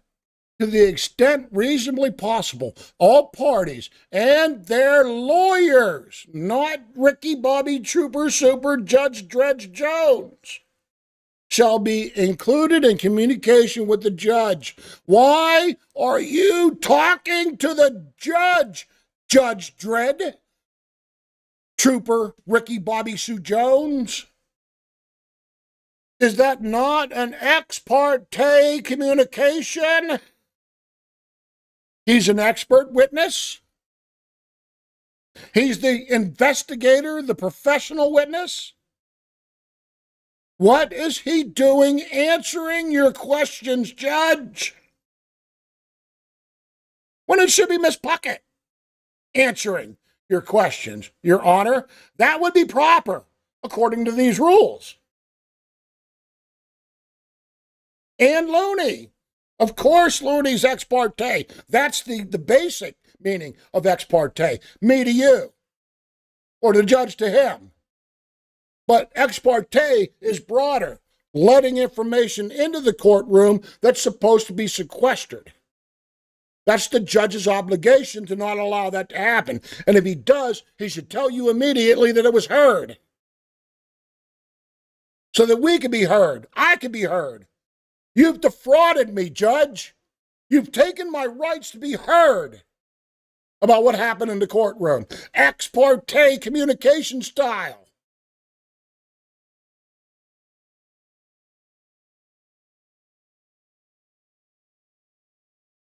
Whenever the presence of a party or notice to a party is required by this rule, it is the party's lawyer, or if the party is unrepresented, the party who is to be present or to whom notice is to be given. Number 3, the prosecution against communication. The prescription against communication concerning a proceeding, including communication with lawyers, law teachers, and other persons who are not participants in the proceeding, except to the limited extent permitted by this rule. Yeah. Number 6, the prohibition against a judge investing the fact in a matter extent to information available in all mediums, including electronic. Importantly, this provision is not intended to refer to routine court records available for the bench, as long as the record are disclosed to and subject to review by the parties. A judge may request the parties to submit proposed findings of fact and conclusions, sounds like what I'm doing now, so long as the parties are apprised of the request and are given an opportunity to respond to the proposed findings and conclusions, right? Rule 10, 210. Judicial statement on pending and impending cases. A judge shall not make any public statement that might reasonably be expected to affect the outcome or impair the fairness of matters pending or impending in any court, or make any non-public statement that might substantially interfere with a trial or hearing. Judge, when you talked to the defendant, Lieutenant Looney, you took away the you impaired the fairness of the matter pending. As soon as you yucked him up and started blabbering all over the courtroom, Judge, you made public statements in a public courtroom open to anybody. You did not take Looney off the bench. You did not postpone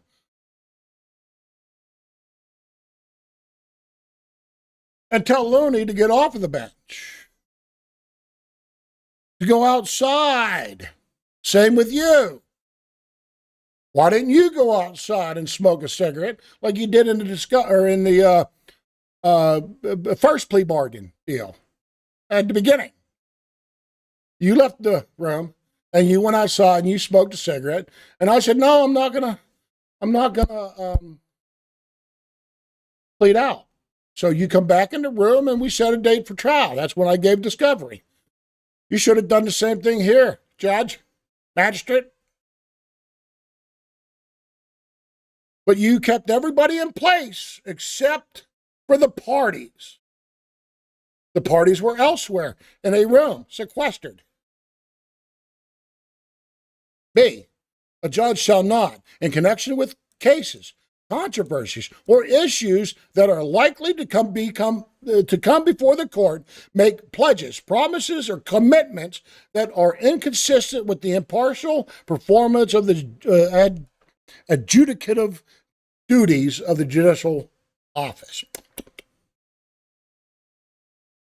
The judge shall require court staff, court officials, and others subjected to the judge's discretion or direction and control to refrain from making statements that the judge would be prohibited from making by paragraph A and B.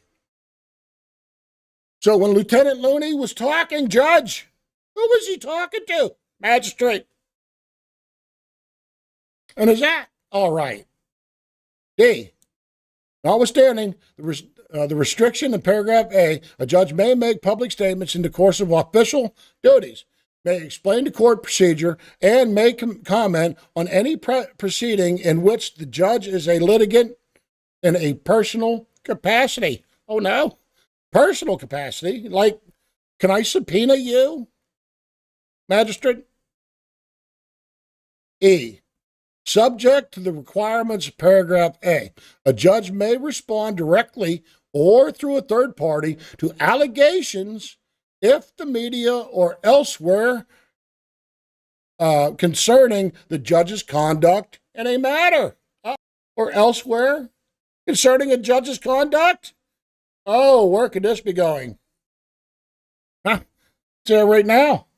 A trial for dismissal? Yes, I asked for dismissal in this, but that isn't what I'm doing. John D. Nicola, but another good try. Comments. This rule restricts the judicial speech are essential to the maintenance of the independence, integrity, and partiality of the judiciary. This rule does not prohibit a judge from commenting on proceedings in which the judge is a litigant in a personal capacity or represents a client as permitted by the rules. In cases in which the judge is a litigant, in an official capacity, such as a writ of mandamus, the judge must not comment publicly. Number 3, depending on the circumstances, the judge should consider whether it may be preferable for a third party rather than the judge to respond or issue statements in connection with alleged allegations concerning the judge's conduct in a matter. Do you see where I'm going? John D. Nicola, I'm giving you hints. It's getting, cutting in and out.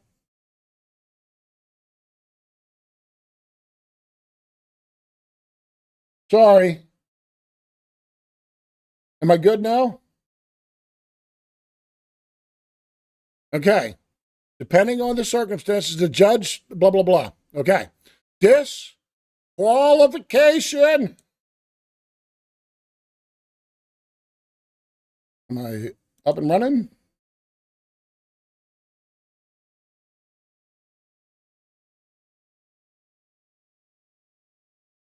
No, am I up and running? I don't know. Tell me if I'm up and running. I can see myself over here, so give me a 1 if I'm here. Okay, conclusion. We're getting to the new year right here. Rule 211, disqualification. A judge shall disqualify himself or herself if any proceeding in which the judge's impartiality might reasonably be questioned, including but not limited to the following circumstances. Number 1, the judge has a personal bias or prejudice concerning a party or a party's lawyer or personal knowledge of facts that are in dispute in the proceeding. Rule 215, respondent or judicial and lawyer misconduct.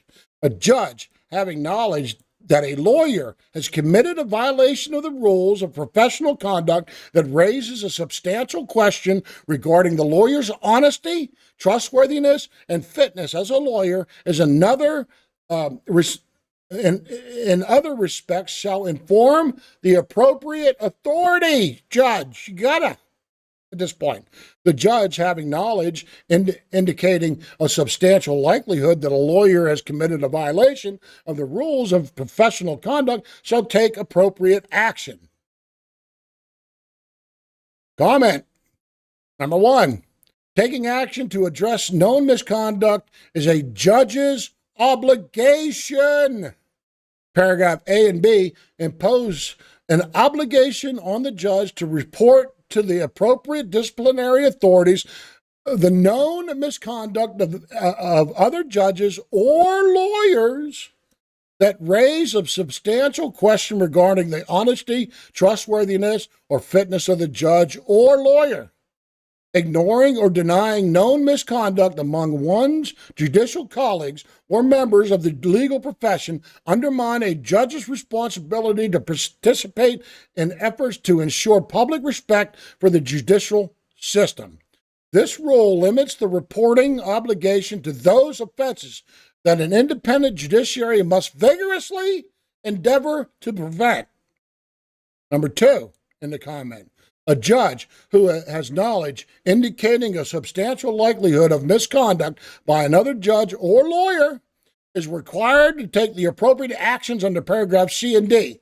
Appropriate actions may include, but not limited to, communicating directly with a judge who may have violated this code, communicating with the supervising judge, or reporting the suspected violation to the appropriate authorities or other agency or body. Similarly, actions to be taken in response to information indicating that a lawyer has committed a violation of the rules of professional conduct may include, but not limited to, communicating directly with the lawyer who may have committed the violation, or reporting the suspected violation to the appropriate authorities or other agencies or body. Rule 2.16, cooperation with disciplinary authorities, Your Honor. Magistrate, judge. A judge shall cooperate and be candid and honest with judicial and lawyer disciplinary agencies. A judge shall not retaliate directly or indirectly against a person known or suspected to have assisted or cooperated in the investigation of the judge or lawyer. Comment. Cooperation with the investigation and proceeding of judicial and lawyer discipline agencies as required in paragraph A instills confidence in judges, commitment to the integrity of the judiciary system and the protection of the public. Administrative rules for magistrate court. This is where it kind of gets kind of weird. Not weird. Rule number 9, cameras in the courtroom. Upon request and with the concurrence of the supervising judge, the magistrate may permit the quiet and unobtrusive use of a camera in the courtroom in accordance with the rules governing camera coverage of the courtroom proceedings. Coverage. With the rules governing camera coverage of the courtroom. Can I say it again? As amended by order entered 1991. This comes straight from the West Virginia judiciary. And this is backing it up. West Virginia Trial Court Rule 8.06. The following equipment and persons shall be the maximum equipment and broadcast personnel permitted in the courtroom at any one time. One portable television camera or film camera with not more than one person operating the same. What does that mean? What does that mean? Rules number 9, cameras in a courtroom. It says camera coverage. What does that mean? The following equipment and persons shall be the maximum equipment and broadcast personnel permitted in the courtroom at any one time. I'm not a broadcast, I'm a litigant. I'm a defense counsel. Let's read on. A, one portable television camera. A, one portable television camera or film camera with no more than one person operating at one time. What does that mean? One still photographer with one camera and not more than 2 lenses and necessary related equipment. What does that mean? Does that mean me? Me? Does that mean that I'm restricted from recording in this courtroom with no record? Hey, can you tell me? What does this mean? Let's read on. C, as used in these rules, television equipment in quotes includes both film and videotape cameras. Only television equipment which does not produce distracting sound or light shall be employed in the courtroom. No artificial lighting other than that normally present in the courtroom shall be employed in the courtroom except that, with the concurrence of the presiding officer, modifications and additions may be made to lighting in the courtroom, provided that such modifications or additions are installed and maintained without public expense. What does it mean? What does it mean? Tell me. Does it mean me? Can I not film in a courtroom? Am I the broadcast media? Do I have a big camera? Do I have a crew? Ow. My cat just attacked my foot. Ow. What does it mean? Okay, let's find out some more. This is the last paragraph. Audio equipment of any type shall not be permitted in the courtroom at any time, without prior permission of the presiding officer. If permission is given, not more than one audio system for audio broadcast shall be for audio radio broadcast shall be permitted in any proceeding if a technically suitable audio system exists in the court facility. Audio pickups for both radio and television shall be accomplished from such a system.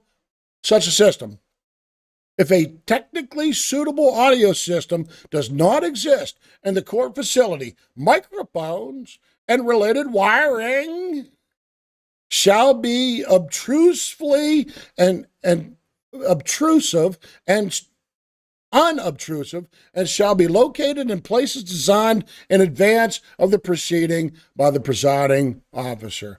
What does that mean? To me, it means that I have every right to film in that courtroom, especially if it's my trial. And the only reason why they wrote this rule is to ensure that the press doesn't go crazy. And it all started with the Lindbergh kidnapping. The media went fucking berserk at the Lindbergh trial. They were madhouse. The press was everywhere screaming, shouting, hollering, hooting, and shit. So they clamped down on the media in the courtrooms up until 1972-ish. West Virginia was one of the very first states most liberal when it come to filming in the courtroom, especially magistrate and circuit courts. But they wanted to ensure that the media didn't do a Lindbergh on them. So that's the way I interpret this. Do you interpret it the same way? All right. Now, let's get to next year. What am I filing? I'm filing this.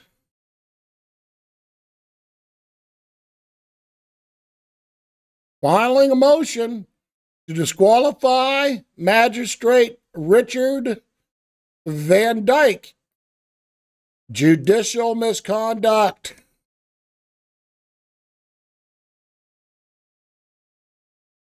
See attached sheets page 1 through 22 for the evidence of judicial misconduct by Magistrate Van Dyke. One thumb drive is also included on which is video and audio recorded evidence cited in the attached pages 1 of 22.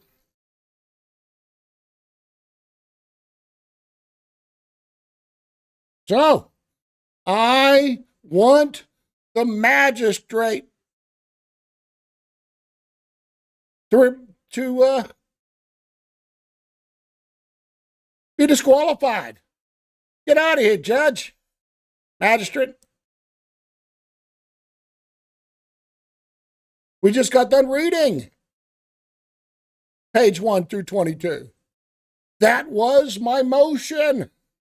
Do you get it? That was my motion. This is my cat.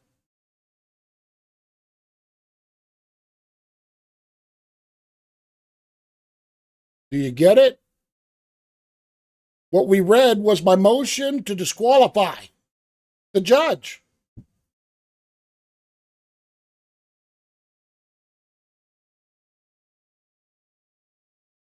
What do you think? Do you think I could get away with it? But wait for it. Wait for it. I'm filing another motion. This motion is to disqualify the prosecutor, Brittany Puckett, for judicial misconduct. Brittany, I'm giving you every fucking thing that I'm going to do in my trials and tribulations right here. Judge, I'm telling you what I'm going to be filing this week. Right here. And I'm going to stop this shit in its tracks. And I'm going to have you gone. Both you and Miss Puckett.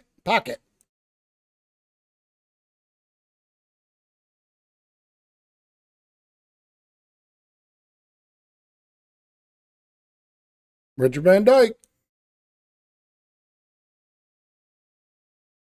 That's justified. Justified.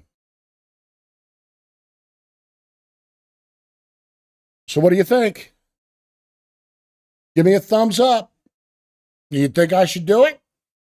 Do you think I should ask a higher court to review one of 22 pages with audio? What about video? Why would I throw that video part there and there at the end? I mean, I don't get it. I mean, let me take a drink of my invisible coffee.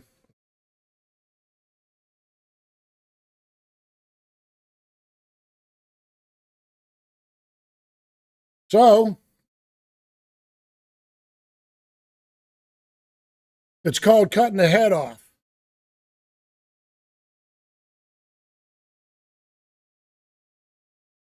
You can go ahead and assimilate or in your brain, come up with what you're cutting the head off of.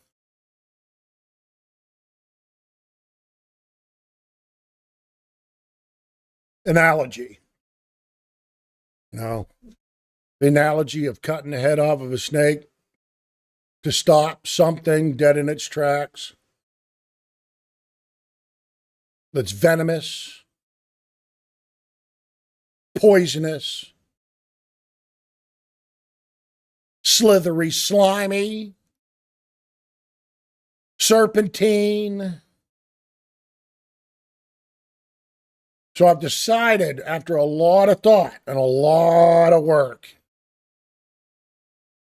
and I have more to show the circuit judge, and I've gone over the evidence with you in prior shows.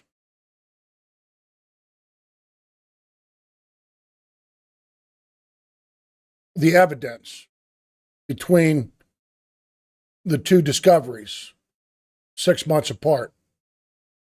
That's going to be included in this batch of evidence.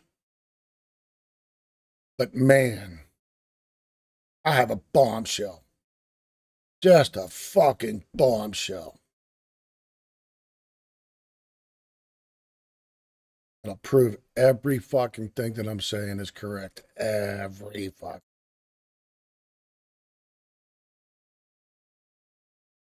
Oh, it goes so much more than just a report. It goes into the judicial misconduct. I got you dead to rights, man. I got all of you dead to rights. Now we're gonna have to delay the trial again, and hopefully the senior judge, magistrate, circuit court judge will see it my way and remove these two judicial branch officials. And the least I expect is a mistrial.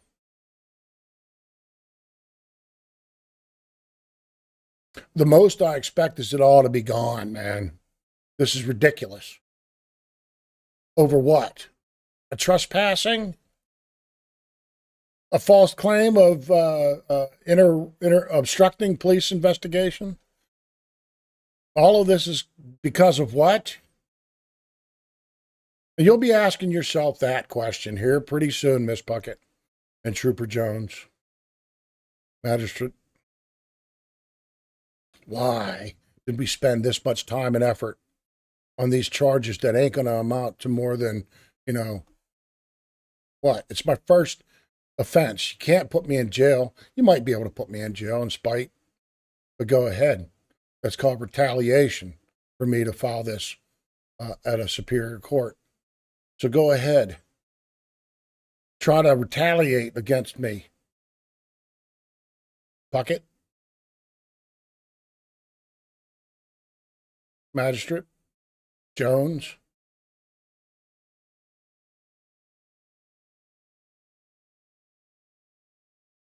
Yeah, I remember, John D. Nicola, I mentioned a motion to dismiss. I mentioned in this right here that this case should be tossed. So I got it in there. And I got fruit from the poisonous tree, along with the report. Yeah. Yeah. It's all going to be included. I just got to print it all out and get it ready for... I'm probably going to have to do it at the beginning of the new year. And that's why I call it the new year. But let's get the hell out of here. I'm sure you're all tired. They're going back to the living room. And of course, when we see the fish mopping, it's time to go.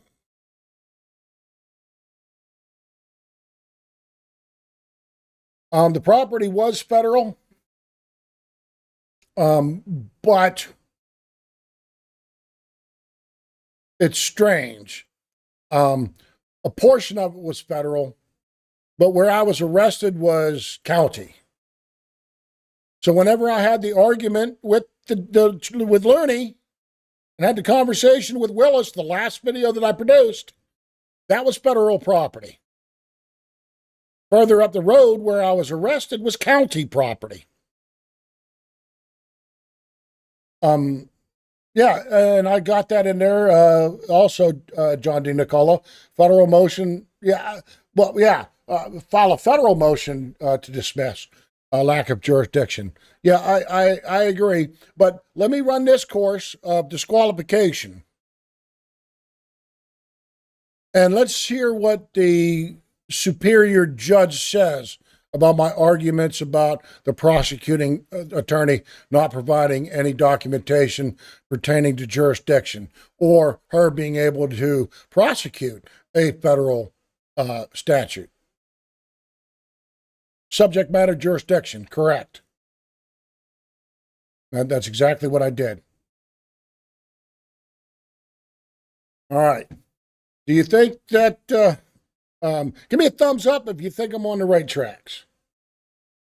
We got to do this in parts.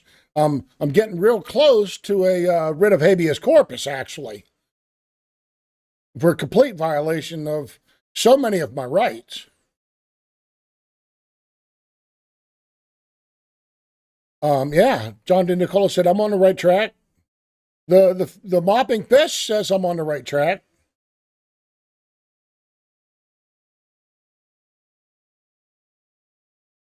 There's many places I could go with this, but let's go down the chain of command, as they say. Let's see what the superior judge says about this. I got the timeline all down. I got the amount of, you heard it. You saw it today. So, Trooper Jones, Miss Puckett, and Magistrate, I'll be waiting for the new trial date, because it ain't going to happen anytime soon once you get this disqualification motion, because at that point everything has to stop. Everything has to stop for review. Now, Judge, you have a right to go in there and say, hey, that's wrong. Magistrate has an opportunity, so does Ms. Puckett, to go in there and argue. But I better be notified, because I get to be in there too, to argue my side. So, all right. Thank you, everybody. John D. Nicola, Nat. Let me go up. Let me go up. First. Yeah.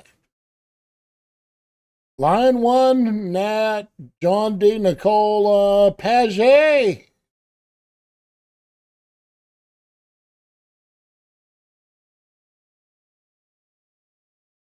Yes, Red-Eyed Rick. Good to see you, Red-Eyed Rick. Yeah, oh yeah. Cajun Randy and Creole. Did I mention line 1? Chain Weaver, when the hell did you get in here? Ohio Steve, I remember you coming.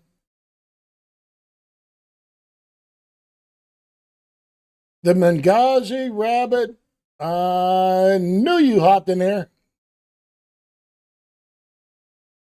Jack off Jack, good to see you.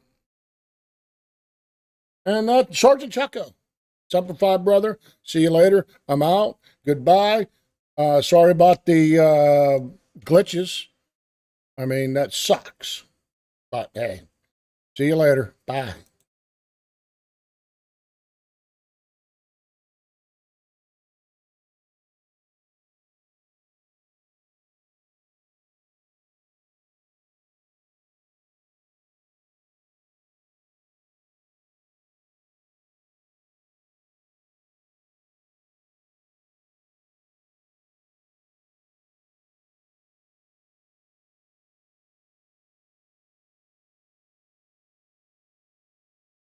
Mm.